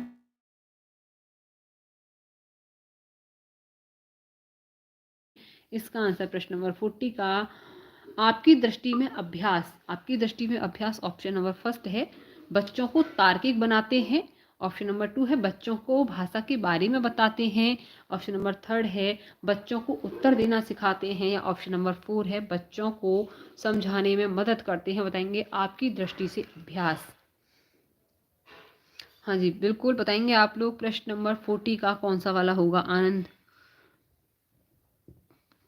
बताएंगे आप लोग कौन सा वाला आंसर होगा आपके हिसाब से, आपकी दृष्टि से अभ्यास क्या करते हैं। बिल्कुल बच्चों को भाषा के बारे में बताते हैं, क्या बच्चों को तार्किक बनाते हैं या उत्तर देने में सिखाते हैं। बताएंगे कौन सा वाला सही है आपकी दृष्टि से। बिल्कुल आप बच्चों को तार्किक बनाते हैं, ऑप्शन नंबर फर्स्ट आपका बिल्कुल, जूली बता रही है सही, सुनील सही बता रहे हैं, प्रताप बिल्कुल ठीक बता रहे हैं, अली यादव बता रहे हैं, वीनू डी बता रहे हैं, पूजा ए बता रहे हैं, अरुण ए बता रहे हैं, कुणाल डी बता रहे हैं नहीं, बच्चों को तार्किक बनाते हैं, ऑप्शन नंबर फर्स्ट बिल्कुल राइट आंसर है। प्रश्न नंबर 41 कहानी के संदर्भ में कौन सा कथन उपयुक्त लगता है। ऑप्शन नंबर फर्स्ट है आपका, कहानी में शुरुआत तो होना आवश्यक है, ऑप्शन नंबर 2 है, कहानी में शुद्धता होनी आवश्यक है, शुद्ध होना आवश्यक है, ऑप्शन नंबर 3 है, कहानी में कथानक का होना आवश्यक है, ऑप्शन नंबर 4 है, कहानी में संवाद होना आवश्यक है। बताएंगे कहानी के संदर्भ में कौन सा कथन उपयुक्त है।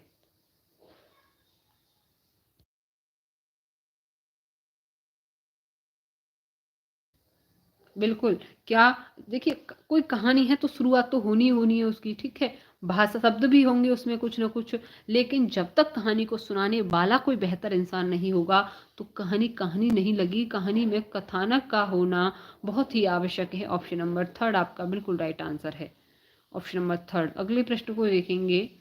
अगला प्रश्न है प्रश्न नंबर 42, आकलन का प्रयोग के लिए होना चाहिए, किसके लिए होना चाहिए, कितना सीखा को आंकने के लिए होना चाहिए।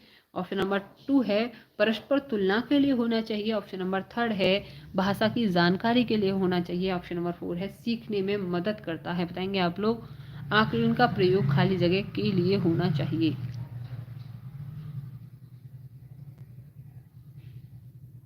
बताएंगे किसके लिए होना चाहिए।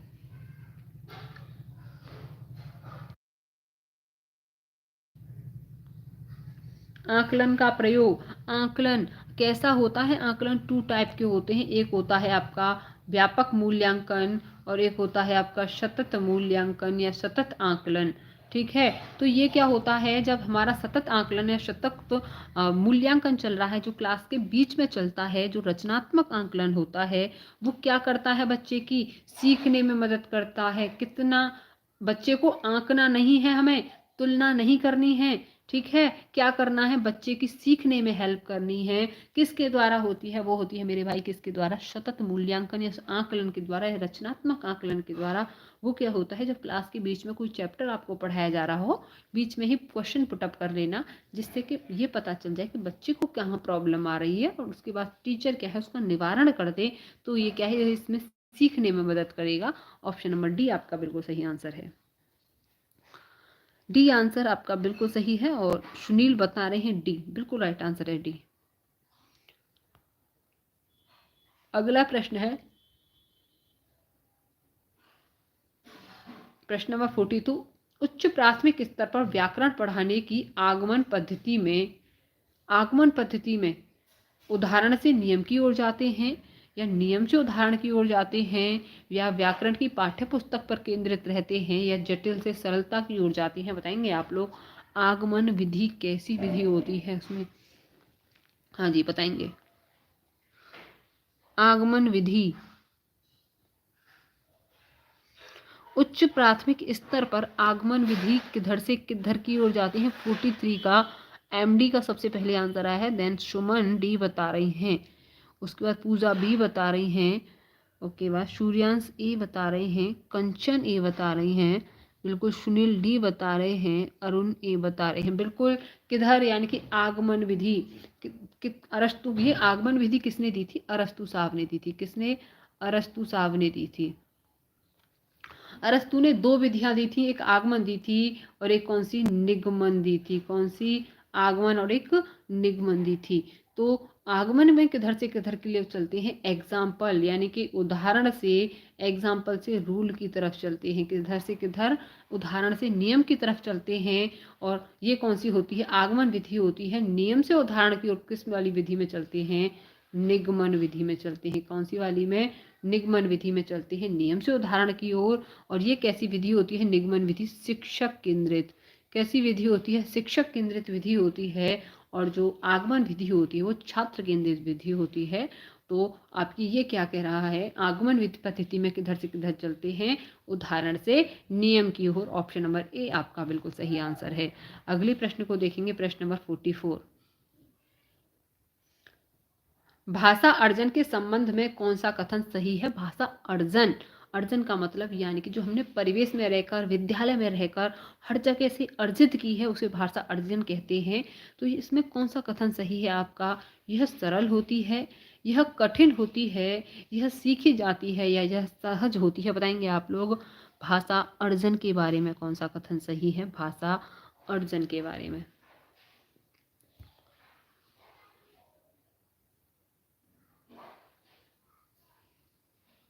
हाँ जी, सी बता रहे हैं कंचन 44 का सी, पूजा सी बता रही हैं, सुनील डी बता रहे हैं, अरुण डी बता रहे हैं डी डी फूफू। बिल्कुल कैसी होती है? यह सहज होती है, सहज होती है। ऑप्शन नंबर 4 आपका बिल्कुल राइट आंसर है।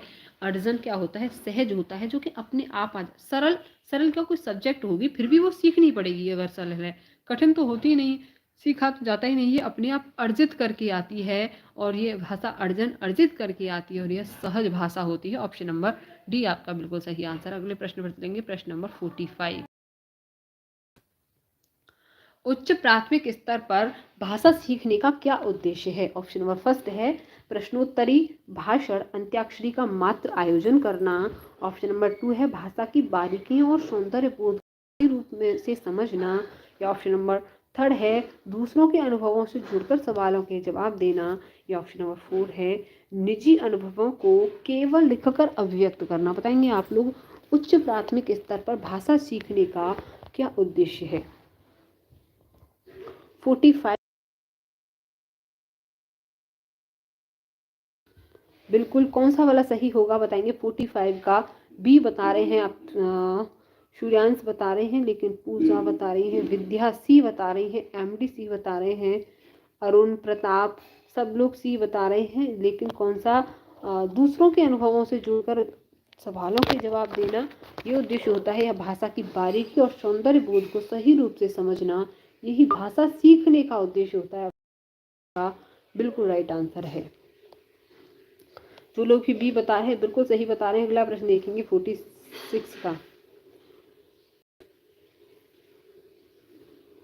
उच्च प्राथमिक स्तर पर पाठ्य पुस्तकों में हिंदी तर्क को ही जगह मिलनी चाहिए ताकि बच्चे, यानी कि कैसी भाषाओं को? हिंदी तर भाषाओं को ही जगह मिलनी चाहिए ताकि बच्चे, ऑप्शन नंबर फर्स्ट है भाषा की विभिन्न रंगतों से परिचित हो सकें। ऑप्शन नंबर 2 है हिंदी तर भाषी साहित्यकारों से परिचित करा सकें या परिचित हो सकें। ऑप्शन नंबर 3 है सामाजिक संस्कृति से परिचित हो सकें, या उपरोक्त सभी। बताएंगे कौन सा वाला सही होगा? उच्च प्राथमिक स्तर पर पाठ्य पुस्तकों में हिंदी तर भाषा को ही जगह मिलनी चाहिए ताकि बच्चे। बिल्कुल डी बता रहे हैं, प्रताप डी बता रहे हैं, बिल्कुल डी बता रही है पूजा। कौन सा वाला होगा? भाषा की विभिन्न रंगतों, यानी कि भाषा की जो अदर लैंग्वेज हैं उनको भी सीख सकें, साहित्यकारों से भी परिचित हो सकें, सामाजिक संस्कृति से भी परिचित हो सकें। ऑप्शन नंबर डी उपरोक्त सभी बिल्कुल राइट आंसर है आप लोगों का। अगले प्रश्न पर चलेंगे 47। उच्च प्राथमिक स्तर पर भाषा की पाठ्य पुस्तक में रक्त और हमारा शरीर पाठ शामिल करने का विचार से जुड़ा है किससे? ऑप्शन नंबर फर्स्ट है विषयों की विभिन्न भाषाओं से, ऑप्शन नंबर 2 है संपूर्ण पाठ्यचर्या में भाषा से, या ऑप्शन नंबर 3 है हिंदी भाषा की विभिन्न रंगतों से, या ऑप्शन नंबर 4 है विज्ञान संबंधी सहज शब्दावली से या विज्ञान संबंधी शब्दावली। बताएंगे आप लोग। उच्च प्राथमिक स्तर पर भाषा की पाठ्य पुस्तक में रक्त और हमारा शरीर पाठ शामिल क्यों किया गया था? रक्त और हमारा शरीर, बिल्कुल किससे? भाषा की विभिन्न रंगतें सीखने से हिंदी तर भाषाएं सिखाई जाती हैं जिससे कि बच्चा भाषा की विभिन्न रंगतें सीख सके। ऑप्शन नंबर 3 आपका बिल्कुल राइट आंसर है। अगला प्रश्न है प्रश्न नंबर 48। प्रश्न नंबर 48 क्या कह रहा है आपसे? उच्च प्राथमिक स्तर पर बच्चों की भाषा क्षमता का आकलन करने की दृष्टि से सबसे कमजोर प्रश्न कौन सा है? क्या करना है बच्चों की भाषा आकलन करने की दृष्टि से सबसे कमजोर प्रश्न? ऑप्शन नंबर फर्स्ट है आपका आपके सपनों का भारत कैसा होना चाहिए, ये है। ऑप्शन नंबर 2 है समाचार चैनलों के कार्यक्रमों की सार्थकता पर तर्क सहित अपने विचार लिखिए। ऑप्शन नंबर 3 है लेखक ने अपने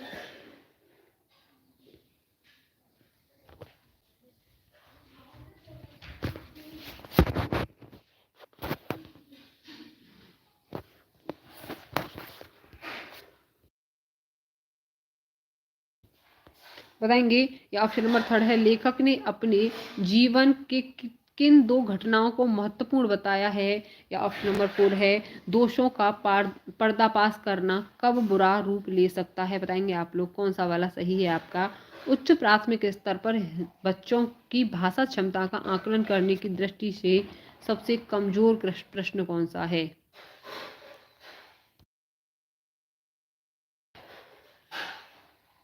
हाँ जी बताएंगे। क्या हमारे सपनों का भारत कैसा हो, क्या यह सबसे कमजोर है? क्या समाचार चैनल पर अपने विचार लिखने, ये तो भैया सबसे ही बहुत बढ़िया होगा अपने विचार लिखने में, लेकिन ये कह रहा सबसे कमजोर कौन सा है? दोषों का पर्दाफाश कब बुरा ले सकता है, रूप ले सकता है, इसमें भी बच्चा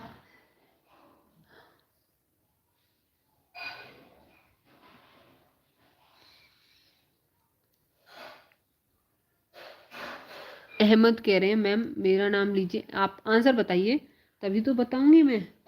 ठीक है, बच्चों दोषों का पर्दाफाश हो सकता है, या ऑप्शन नंबर 3 है अपने जीवन की किन्हीं दो घटनाओं का महत्वपूर्ण। ये कैसा आंसर हो जाएगा? ये आपका बंद अंत वाला प्रश्न हो जाएगा। दो घटनाएं कोई भी बता सकता है अपने जीवन की, नहीं बता सकता, सबसे कमजोर प्रश्न यही होगा। ये तो अच्छा खासा लिख सकता है, अपना बच्चे का माइंड लगा सकता है, इसमें भी माइंड लगा सकता है, अब इसमें भी माइंड लग सकता है कि बताओ सोचो दोषों का पर्दाफाश कैसा रूप लेगा, बच्चा सोचने के लिए मजबूर हो जाएगा ना इस प्रश्न के बारे में। लेखक ने अपने जीवन की किन दो घटनाओं को महत्वपूर्ण बताया, कोई भी हो सकती है, उसका जन्म हो सकता है ना, या उसने सबसे पहले कौन से दिन कहानी लिखी वो सबसे महत्वपूर्ण हो सकता है, या उसे नोबेल पुरस्कार कब मिला था वो महत्वपूर्ण हो सकता है। तो ये दो प्रश्न यूं ही बता देगा फर्स्ट और सेकंड करके। तो सबसे छोटा और डी नहीं होगा, दोषों का पर्दाफाश करना कब बुरा रूप ले सकता है। तो इसमें क्या है, इसमें तो बच्चा सोचेगा ना कब बुरा रूप ले सकता है, कि भैया हो सकता है कुछ बड़ा हो जाए तब बुरा रूप लेगा। दोस्त देखिए, एक कहते हैं ना एक झूठ को छुपाने के लिए 1000 झूठ बोलने पड़ते हैं। तो क्या है, ऐसे ही एक दोस्त को बंद करने के लिए उसको क्या है 1000 दोस्त करने पड़ते हैं, और जब उसका पर्दाफाश हो सकता है वो क्या बुरा रूप ले सकता है। ठीक है, ये तो काफी लंबा प्रश्न चला जाएगा, ये भी चला जाएगा, ये भी चला जाएगा। ये बंद अंत वाला प्रश्न है, दो बात में खत्म। हाँ हाँ हाँ सुना तो है भैया, आयोग बन चुका है आपका, यूपी टेट आने वाला है, सुपर टेट आ जाए तो और बढ़िया है।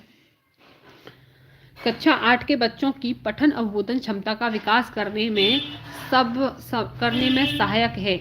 बच्चों की क्या है, अवबोधन क्षमता का विकास करने में क्या सहायक है आपका? पाठ्य सामग्री को दोहराना, क्लोज परीक्षण, लिखित परीक्षण या नाटक का मंचन। बताएंगे आप लोग,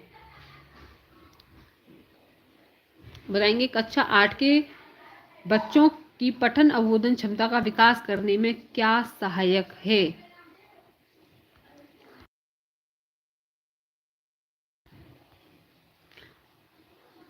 क्या सीसी होगा मैम?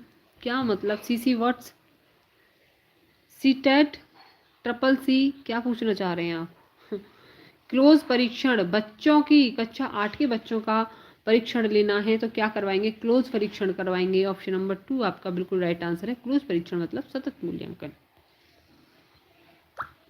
प्रश्न नंबर 50, उच्च प्राथमिक स्तर पर हिंदी भाषा की पाठ्य पुस्तकों में अन्य विषयों के पाठों को स्थान देने महत्वपूर्ण उद्देश्य है क्या? ऑप्शन नंबर 2 है आपका दूसरे विषयों का ज्ञान देना, या ऑप्शन नंबर 2 है विषय की शब्दावली का विकास करना, या ऑप्शन नंबर 3 है अन्य विषयों का कार्यभार कम करना, या ऑप्शन नंबर 4 है हिंदी की पाठ्य पुस्तक को समावेशी बनाना। बताएंगे आप लोग।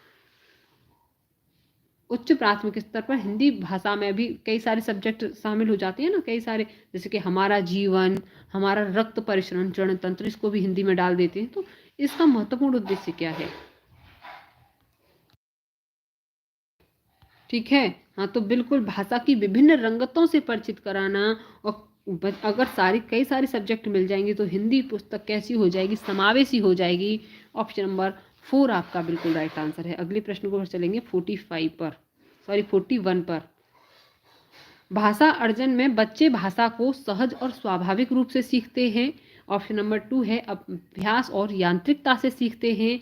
ऑप्शन नंबर 3 है स्वाभाविक और प्रयासपूर्ण सीखते हैं, प्रयासपूर्ण तरीके से। या डी है सहजता और अभ्यास से सीखते हैं। बताएंगे बिल्कुल। भाषा अर्जन में बच्चे भाषा को कैसे सीखते हैं?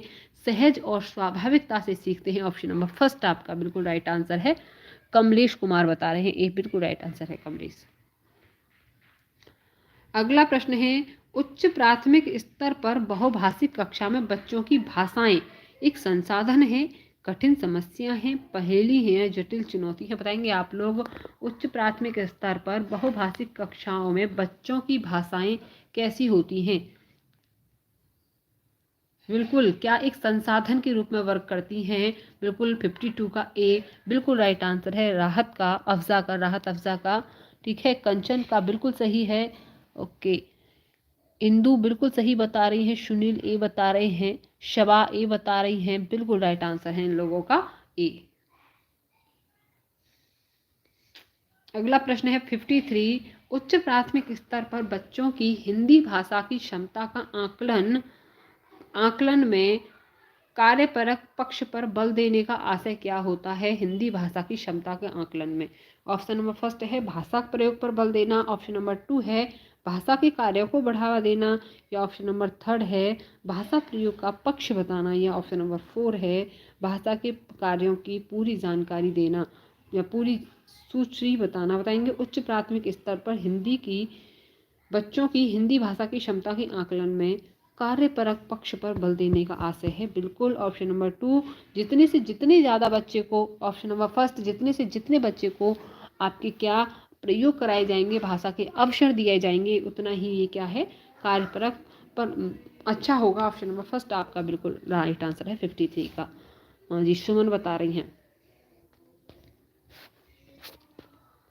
अगला प्रश्न है 54, उच्च प्राथमिक स्तर पर व्याकरण सिखाने की किस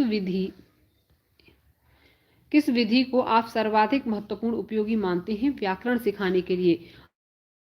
अनुवाद विधि को, आगमन विधि, निगमन विधि या पाठ्य पुस्तकीय विधि? बताएंगे आप लोग। उच्च प्राथमिक स्तर पर व्याकरण सिखाने की किस विधि को आप सबसे महत्वपूर्ण मानेंगे? बिल्कुल, आगमन विधि सबसे ज़्यादा महत्वपूर्ण होती है। आगमन विधि व्याकरण सिखाने के लिए भी, यानी कि सबसे पहले एग्जाम्पल बताएंगे, देन किस पर, रूल पर चलेंगे। ठीक है, तो उच्च प्राथमिक स्तर पर व्याकरण सिखाने की किस विधि को आप सबसे महत्वपूर्ण मानेंगे? तो आगमन विधि को। अगले प्रश्न पर चलेंगे 55 पर। उच्च प्राथमिक स्तर पर बच्चों के भाषा विकास के लिए ज़रूरी है कि समृद्ध भाषा का खाली जगह व अन्य विषयगत शिक्षण युक्त।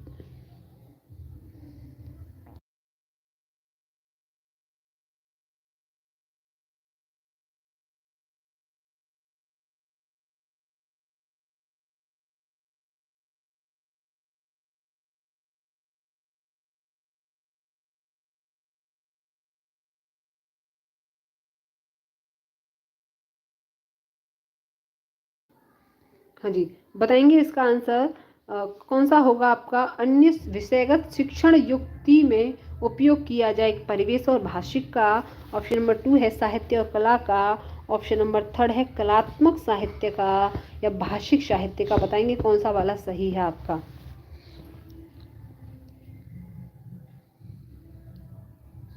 क्या हो गया? ये क्या हो गया मैम? बताएंगे आप लोग कौन सा वाला सही है? बिल्कुल किसका? उच्च प्राथमिक स्तर पर बच्चों की भाषा के साहित्य के लिए जरूरी है क्या? क्या जरूरी है? भाषिक और भाषिक। क्या जरूरी है कि भाषिक और समृद्ध भाषा का क्या साहित्य व अन्य। बताएंगे कौन सा वाला सही? उच्च प्राथमिक स्तर पर अगर आता प्राथमिक स्तर पर परिवेश और भाषिक हो जाता आपका प्राथमिक स्तर पर, लेकिन उच्च प्राथमिक स्तर पर भाषिक और साहित्य होगा। ऑप्शन नंबर 4 आपका बिल्कुल राइट आंसर है। ठीक है, कौन सा वाला? ऑप्शन नंबर 4 आपका बिल्कुल राइट आंसर है। अगर आपका प्राथमिक पूछ रहा होता तो परिवेश और भाषिक होता, लेकिन क्या पूछा है आपने? उच्च प्राथमिक पूछा है, तो कौन सा होगा आपका? ऑप्शन नंबर डी होगा। पिंकी बिल्कुल डी, आपका बिल्कुल डी आंसर राइट है। अगला प्रश्न है 56। उच्च प्राथमिक स्तर पर बच्चों के भाषाई आकलन की दृष्टि से सबसे महत्वपूर्ण प्रश्न क्या है? ऑप्शन नंबर फर्स्ट है नीलकंठ की नृत्य भंगिका को अपने शब्द चित्र में प्रस्तुत कीजिए। या ऑप्शन नंबर 2 है मोर मोरनी के नाम किस आधार पर रखे गए। या ऑप्शन नंबर 3 है आपका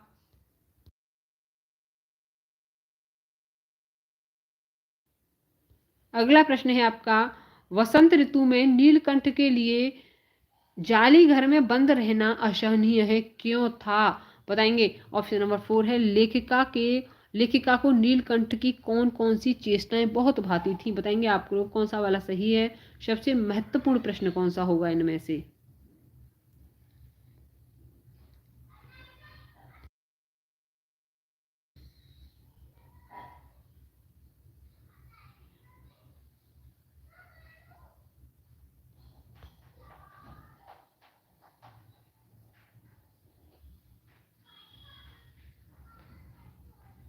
बताएंगे बिल्कुल कौन सा वाला होगा? नीलकंठ की नृत्य भंगिका को अपने अपने यानी कि अपने स्वतः शब्द चित्र में प्रस्तुत कीजिए। बिल्कुल ऑप्शन नंबर ए आपका बिल्कुल राइट आंसर होगा। मोर मोरनी नाम किस आधार पर रखे गए? बिल्कुल गलत बात है।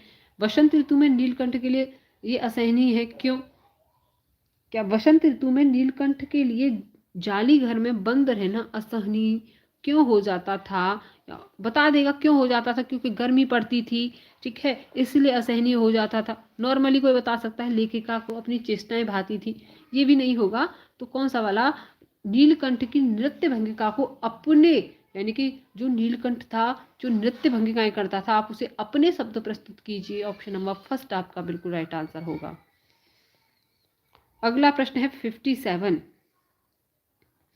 उच्च प्राथमिक स्तर पर मुहावरे और लोकोक्तियों के शिक्षण के संदर्भ में सर्वाधिक महत्वपूर्ण क्या है?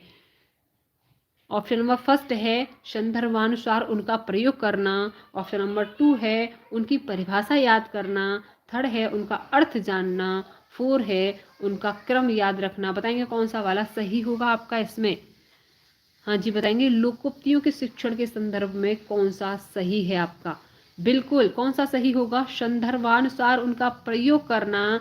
ऑप्शन नंबर ए सबा ने बताया है, बिल्कुल बिल्कुल राइट आंसर है उनका। इसने ओके क्या नाम है इनका? शबा, हाँ बिल्कुल। मनीषा बता रही हैं, कंचन ए बता रही हैं, एमडी प्रताप, सुमन बिल्कुल ए आपका। पिंकी बता रही हैं बिल्कुल राइट आंसर है उनका ए। 58 का देख लेंगे। प्राथमिक स्तर पर हिंदी भाषा सीखने में प्राथमिक स्तर पर हिंदी भाषा सीखने में सबसे कम सहायक क्या है? ऑप्शन नंबर फर्स्ट है अन्य विषयों की कक्षाओं पर भाषा पर ध्यान देना। अन्य विषयों की कक्षाओं में भाषा पर ध्यान देना। ऑप्शन नंबर 2 है समृद्ध भाषिक परिवेश या भाषा का परिवेश होना चाहिए। या थर्ड है पाठ्य पुस्तकों का प्रयोग होना चाहिए। या 4 है संचार माध्यमों का प्रयोग होना चाहिए। बताएंगे आप लोग।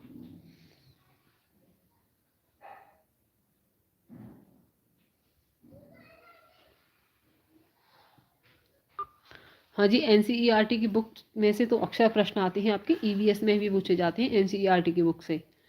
ठीक है, हाँ बताएंगे आप लोग कौन सा सही होगा इसमें? बिल्कुल ऑप्शन नंबर, जो लोग भी कौन बता रहे हैं सबसे कम सहायक कौन सा है आपका?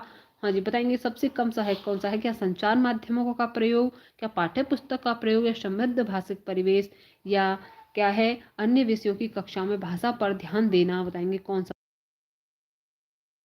बिल्कुल थर्ड जो लोग भी बता रहे हैं, अलका सी बता रही हैं पाठ्य पुस्तकों का प्रयोग, संचार माध्यमों का, संचार माध्यम यानी कि आपकी ऑडियो विजुअल यानी कि श्रवण जो आपके श्रवण बाधित बच्चे होते हैं ना, उनके लिए जो ऑडियो वगैरह चलाई जाती है, तो ये संचार माध्यमों का प्रयोग कम महत्वपूर्ण नहीं होगा, बहुत होगा।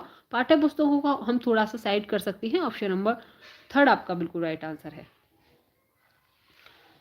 59 कह रहा है कक्षा का बहुभाषिक संदर्भ यह मांग करता है कि बच्चे का भाषा आकलन बिल्कुल ना हो। ऑप्शन नंबर 2 है आपका बच्चे की मातृभाषा को कक्षा में स्थान दिया जाए। या ऑप्शन नंबर थर्ड है बच्चों की मातृभाषा को ही पढ़ाया जाए। या ऑप्शन नंबर 4 है बच्चों को 4 भाषाएं पढ़ाई जाएं। आपको उच्च प्राथमिक के इसमें प्रश्न मिल नहीं रहे, यहाँ पे तो मैंने कई बार कराए, देखना ऊपर देखो मैंने कई सारी बार करवाए। उच्च प्राथमिक देखिए 58 वाला, देखिए दोनों के लिए देखो, ये भी उच्च प्राथमिक। अरे प्रश्न देखो तो कम से कम देख लीजिए।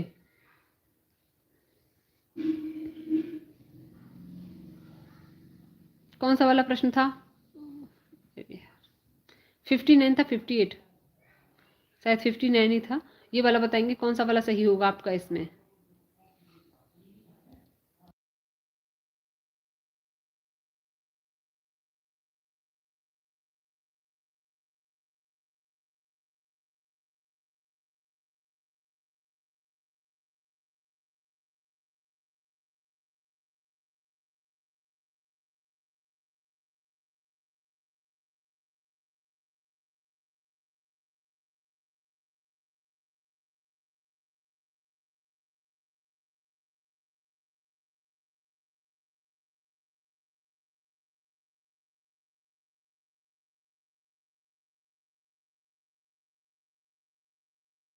बिल्कुल बताएंगे कौन सा वाला सही होगा आपका इसमें? हाँ जी बताएंगे आप। बिल्कुल कौन सा वाला सही है? बिल्कुल बी, यानी कि बच्चों की मातृभाषा को कक्षा में स्थान दिया जाए, बहुभाषिकता यही मांग करती है। ऑप्शन नंबर 2 आपका बिल्कुल राइट आंसर है।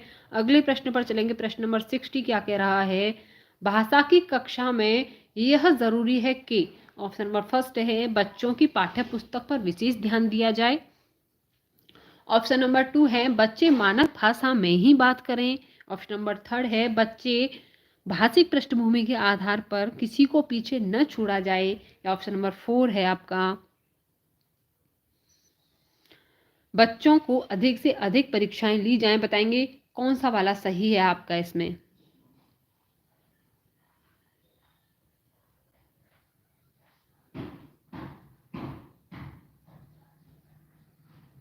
बताएंगे आप लोग कौन सा वाला सही है?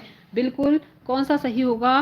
बिल्कुल ऑप्शन नंबर थर्ड आपका बिल्कुल राइट आंसर है। भाषिक पृष्ठभूमि के आधार पर किसी को पीछे ना छोड़ा जाए, यही भाषा की कक्षा में सबसे महत्वपूर्ण होता है। ऑप्शन नंबर सी आपका बिल्कुल राइट आंसर है। अगला प्रश्न है प्रश्न नंबर 61।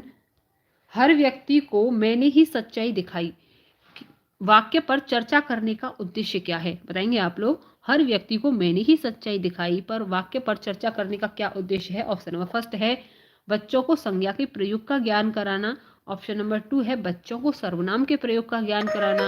या ऑप्शन नंबर थर्ड है बच्चों को क्रिया के प्रयोग का ज्ञान कराना।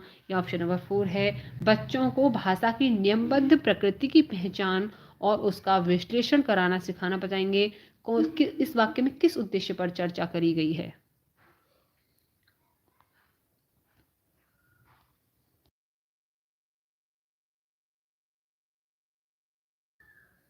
बिल्कुल डी डी डी, बिल्कुल डी आपका बिल्कुल राइट आंसर। हर व्यक्ति को मैंने ही सच्चाई बताई, इस वाक्य में क्या है? बच्चों की भाषा की नियमबद्ध प्रकृति की पहचान और उसका विश्लेषण करना सिखाना। ऑप्शन नंबर डी बिल्कुल राइट आंसर होगा। मैम डी नहीं, ऑप्शन डी 4 बिल्कुल राइट आंसर होगा। अगले प्रश्न को देखेंगे, प्रश्न नंबर 62। कविता शिक्षण के संदर्भ में आप किस बिंदु को सर्वाधिक महत्व देंगे? ऑप्शन नंबर फर्स्ट है कविता का एक निश्चित अर्थ होता है। ऑप्शन नंबर 2 कविता एक से अधिक अर्थ हो सकती है कविता के। या ऑप्शन नंबर 3 है कविता में सामाजिक परिस्थितियों की झलक नहीं होती। या ऑप्शन नंबर 4 है कविता में राजनीतिक परिस्थितियों की झलक नहीं होती। बताएंगे किस बिंदु में सर्वाधिक महत्व देंगे आप लोग कविता में?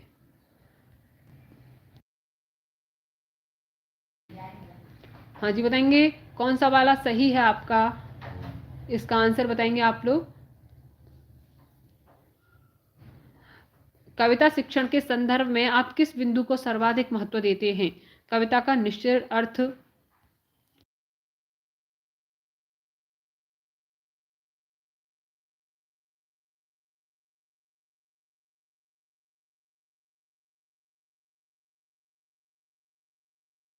तो बताएंगे इसका आंसर क्या होगा? कविता शिक्षण के संदर्भ में आप किस बिंदु को सर्वाधिक महत्वपूर्ण बताएंगे? बिल्कुल, कविता के एक से अधिक अर्थ हो सकते हैं। ऑप्शन नंबर 2 आपका बिल्कुल राइट आंसर है। किसी मतलब जैसे कि कनक कनक, कनक कनक का 2 अर्थ में हो जाता है, कनक कनक से शौगुनी, है ना?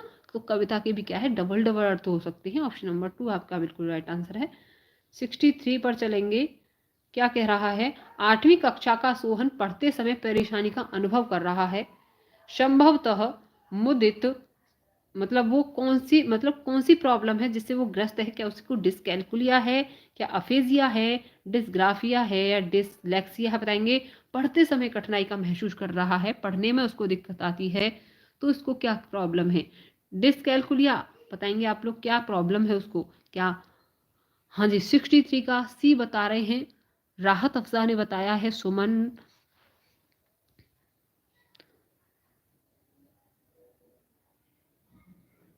जयप्रकाश डी बता रहे हैं बिल्कुल डिसलेक्सिया है, पठन संबंधी विकार या पठन वैफल्य किसमें होता है? डिसलेक्सिया। ऑप्शन नंबर 4 आपका बिल्कुल राइट आंसर। अगले प्रश्न पर चलेंगे, 64। कक्षा 8 में पढ़ने वाली नंदिनी लिखते समय वर्तनी की अशुद्धियां करती है। भाषा शिक्षक के रूप में आप अपनी क्या जिम्मेदारी मानते हैं?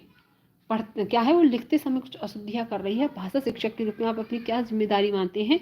ऑप्शन नंबर फर्स्ट है नंदिनी को ऐसे अवसर प्रदान करना कि वह स्वयं अपने में सुधार करे या उनमें सुधार करे। ठीक है। ऑप्शन नंबर 2 है नंदिनी की अशुद्धियों को काटकर सही करना और उन्हें 20-20 बार लिखवाना। या ऑप्शन नंबर 3 है नंदिनी को समझाना कि वर्तनी की अशुद्धियां करने से उसके अंक कट जाएंगे। या ऑप्शन नंबर 4 है नंदिनी को समझाना कि वर्तनी की अशुद्धता ही लेखन का सशक्त पहलू है। बताएंगे कौन सा वाला आपका राइट आंसर होगा? बताएंगे आप लोग इसका आंसर। नंदिनी क्या है, लिखते समय कुछ अशुद्धियां करती है, तो आप क्या करेंगे? बिल्कुल नंदिनी को ऐसे अवसर प्रदान करेंगे कि वह स्वयं उसमें सुधार कर सके। 20-20 बार लिखवाना, अंक कट जाएंगे, ये गलत बात होती है। ऑप्शन नंबर ए आपका बिल्कुल सही जवाब है, ऑप्शन नंबर ए। अगली पर चलेंगे, 65 क्या कह रहा है? बच्चों के लिए अतिरिक्त पठन सामग्री क्यों विकसित की जाती है? एक्स्ट्रा, जैसे कि ऑडियो विजुअल, ठीक है, टेप रिकॉर्डर, श्रवण वाली सामग्री, है ना? तो ये सब कुछ क्यों यूज की जाती है? जो दृश्य श्रव्य सामग्री होती है क्यों विकसित की जाती है? पढ़ने, ऑप्शन नंबर फर्स्ट है पढ़ने में रुचि जगाने और भाषा ज्ञान में वृद्धि के लिए। या ऑप्शन नंबर 2 है पढ़ने में रुचि जगाने और सामान्य ज्ञान में वृद्धि के लिए। या ऑप्शन नंबर 4 है आपका भाषा ज्ञान बढ़ाने एवं साहित्यकारों में रुचि जगाने के लिए। या ऑप्शन नंबर 4 है भाषा ज्ञान बढ़ाने और सामान्य रुचि में ज्ञान में रुचि जगाने के लिए। बताएंगे आप लोग कौन सा सही होगा? अतिरिक्त सामग्री क्यों विकसित करी जाती है? बिल्कुल ए ए ए, जो लोग भी बता रहे हैं ए बिल्कुल राइट आंसर है। हिमांशी ए बता रही है, यानी कि पढ़ने में रुचि जगाने एवं भाषा ज्ञान में वृद्धि के लिए जो दृश्य श्रव्य सामग्री है, एक्स्ट्रा जो एक्स्ट्रा ऑर्डिनरी जो चीज़ होती हैं, पाठ सामग्रियाँ होती हैं, उनको विकसित किया जाता है। ऑप्शन नंबर फर्स्ट आपका बिल्कुल राइट आंसर। अगले प्रश्न पर चलेंगे 66। भाषा शिक्षण की किस विधि में मातृभाषा को मध्यस्थ नहीं रखा जाता? मातृभाषा की जो कौन सी वाली विधि है भाषा शिक्षण की जिसमें मातृभाषा को मध्यस्थ नहीं बनाया जाता? व्याकरण विधि, सूत्र विधि, अनुवाद विधि या प्रत्यक्ष विधि, बताएंगे। ऐसी कौन सी भाषा है जिसमें किसको मातृभाषा को मध्यस्थ नहीं बनाया जाता? 66 का हिमांशी ने डी बताया है। ओके, सुमन बता रही हैं बी, कंचन बी बता रही हैं। ओके, तो कौन सा वाला आंसर होगा हमारा जिसमें मातृभाषा को मध्यस्थ नहीं बनाया जाता? वो प्रत्यक्ष विधि होती है। प्रत्यक्ष विधि यानी कि डायरेक्ट मेथड होता है। इसमें क्या होता है, जैसे कि आपको इंग्लिश सिखाई जा रही है, क्या इंग्लिश सिखाई जा रही है, तो ठीक है, वो आपसे डायरेक्ट इंग्लिश में पूछेगा how are you, how are you, कैसे हो तुम, ठीक है। तो वो तुमसे डायरेक्ट पूछेगा, वो हिंदी बिल्कुल नहीं बोलेगा आपसे, ठीक है। यानी कि हिंदी में तो बोलना ही नहीं है। कैसे, जैसे कि हमें क्या है, जैसे कि हमें पहले जो छोटा बच्चा होता है तो वो हिंदी बोलने लग जाता है, ठीक है। उसे हिंदी पढ़नी तो आती नहीं है लेकिन वो बोलने लग जाता है। किससे? प्रत्यक्ष विधि से। डायरेक्ट मेथड ही तो यूज़ किया जाता है, हम उसके सामने बोलते ही तो हैं हिंदी। तो ऐसे ही अदर जो लैंग्वेज सिखानी है, जैसे कि इंग्लिश सिखानी है, तो उसमें भी कोई भी कुछ भी मध्यस्थ नहीं बनाया जाएगा। ओनली बातें करके ही आपको सेकंड वाली जो विधि है डायरेक्ट मेथड से जो भी सिखानी है, जैसे ग्रीक भाषा सिखानी है, जर्मन सिखानी है, जैपनीज सिखानी है, कोई भी लैंग्वेज अगर सिखानी है तो प्रत्यक्ष विधि से सिखा देंगे। ऑप्शन नंबर डी आपका बिल्कुल राइट आंसर है। अगले प्रश्न पर चलेंगे। अगला है 67 आपका। प्राथमिक उच्च प्राथमिक स्तर पर हिंदी सीखने सिखाने की प्रक्रिया में किसकी महत्वपूर्ण भूमिका नहीं है? क्या अभ्यास पत्रक की नहीं है, प्रश्न पत्र की नहीं है, संचार माध्यम की नहीं है या पाठ्य पुस्तक की नहीं है? बताएंगे। उच्च प्राथमिक स्तर पर भाषा सीखने की प्रक्रिया में किसकी महत्वपूर्ण भूमिका नहीं है?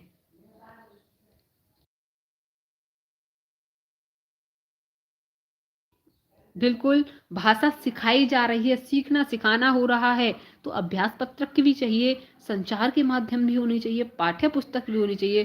प्रश्न पत्र तो क्या, हमारा जब जो व्यापक मूल्यांकन होता है ना लास्ट में जाके, बिल्कुल ऑप्शन नंबर आपका कौन सा 2 बिल्कुल राइट आंसर है। उच्च प्राथमिक स्तर पर हिंदी सीखने सिखाने की प्रक्रिया में किसकी महत्वपूर्ण भूमिका नहीं है? तो प्रश्न पत्र की।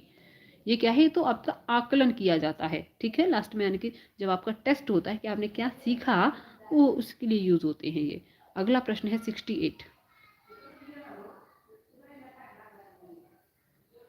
समृद्ध बाल साहित्य का सबसे महत्वपूर्ण उद्देश्य क्या है? ऑप्शन नंबर फर्स्ट है नैतिक मूल्यों का विकास करना, ठीक है। ऑप्शन नंबर 2 है भाषा संचार संरचना का विकास करना, या ऑप्शन नंबर 3 है कल्पना शक्ति का विकास करना, या ऑप्शन नंबर 4 है सृजनात्मक भाषा का प्रयोग का विकास करना। बताएंगे आपका समृद्ध बाल साहित्य का सबसे महत्वपूर्ण उद्देश्य क्या है? हाँ जी, बताएंगे इसका आंसर। बिल्कुल, ऑप्शन नंबर डी, जो लोग भी बता रहे हैं 68 का, जो लोग भी डी बता रहे हैं सृजनात्मक भाषा प्रयोग का विकास करना, बिल्कुल सही आंसर है आप लोगों का। अगला है 69। भाषा का पोर्टफोलियो हो सकता है क्या? प्रपत्रों का आकर्षण का संग्रह, या ऑप्शन नंबर 2 है परियोजना कार्यों का संगठन, या ऑप्शन नंबर 3 है प्रश्नानुसार लिखित उत्तरों का संग्रह, या ऑप्शन नंबर 4 है प्रपत्रों का संगठन और क्रमबद्ध संग्रह। बताएंगे पोर्टफोलियो क्या होता है? बिल्कुल, क्या होता है पोर्टफोलियो में? बच्चे की रुचि, अभिरुचि, बच्चा कहाँ से आ रहा है, डेट ऑफ बर्थ क्या है, बच्चे की असफलताएं सफलताएं सब कुछ लिखी हुई होती है। बच्चा किस चीज़ में ज़्यादा रुचि लेता है, किस में कम लेता है, तो वो क्या होता है प्रपत्रों का एक संगठन होता है और उनका क्रमबद्ध संग्रह होता है। बच्चे के बारे में सब कुछ लिखा होता है। बिल्कुल डी आपका बिल्कुल राइट आंसर है। वैद्यनाथ बिल्कुल राइट आंसर बता रहे हैं। जयप्रकाश है, ठीक है। भाई हैं, पिंकी हैं, और मी, ये क्या है, मनीषा है, सुमन, राहत अफसा, सूर्यांश है, रीना है। बिल्कुल आपका कौन सा वाला आंसर है? बिल्कुल डी, बिल्कुल सही बता रहे हैं। अगला प्रश्न है और आज की क्लास का आपका लास्ट प्रश्न है, प्रश्न नंबर 70।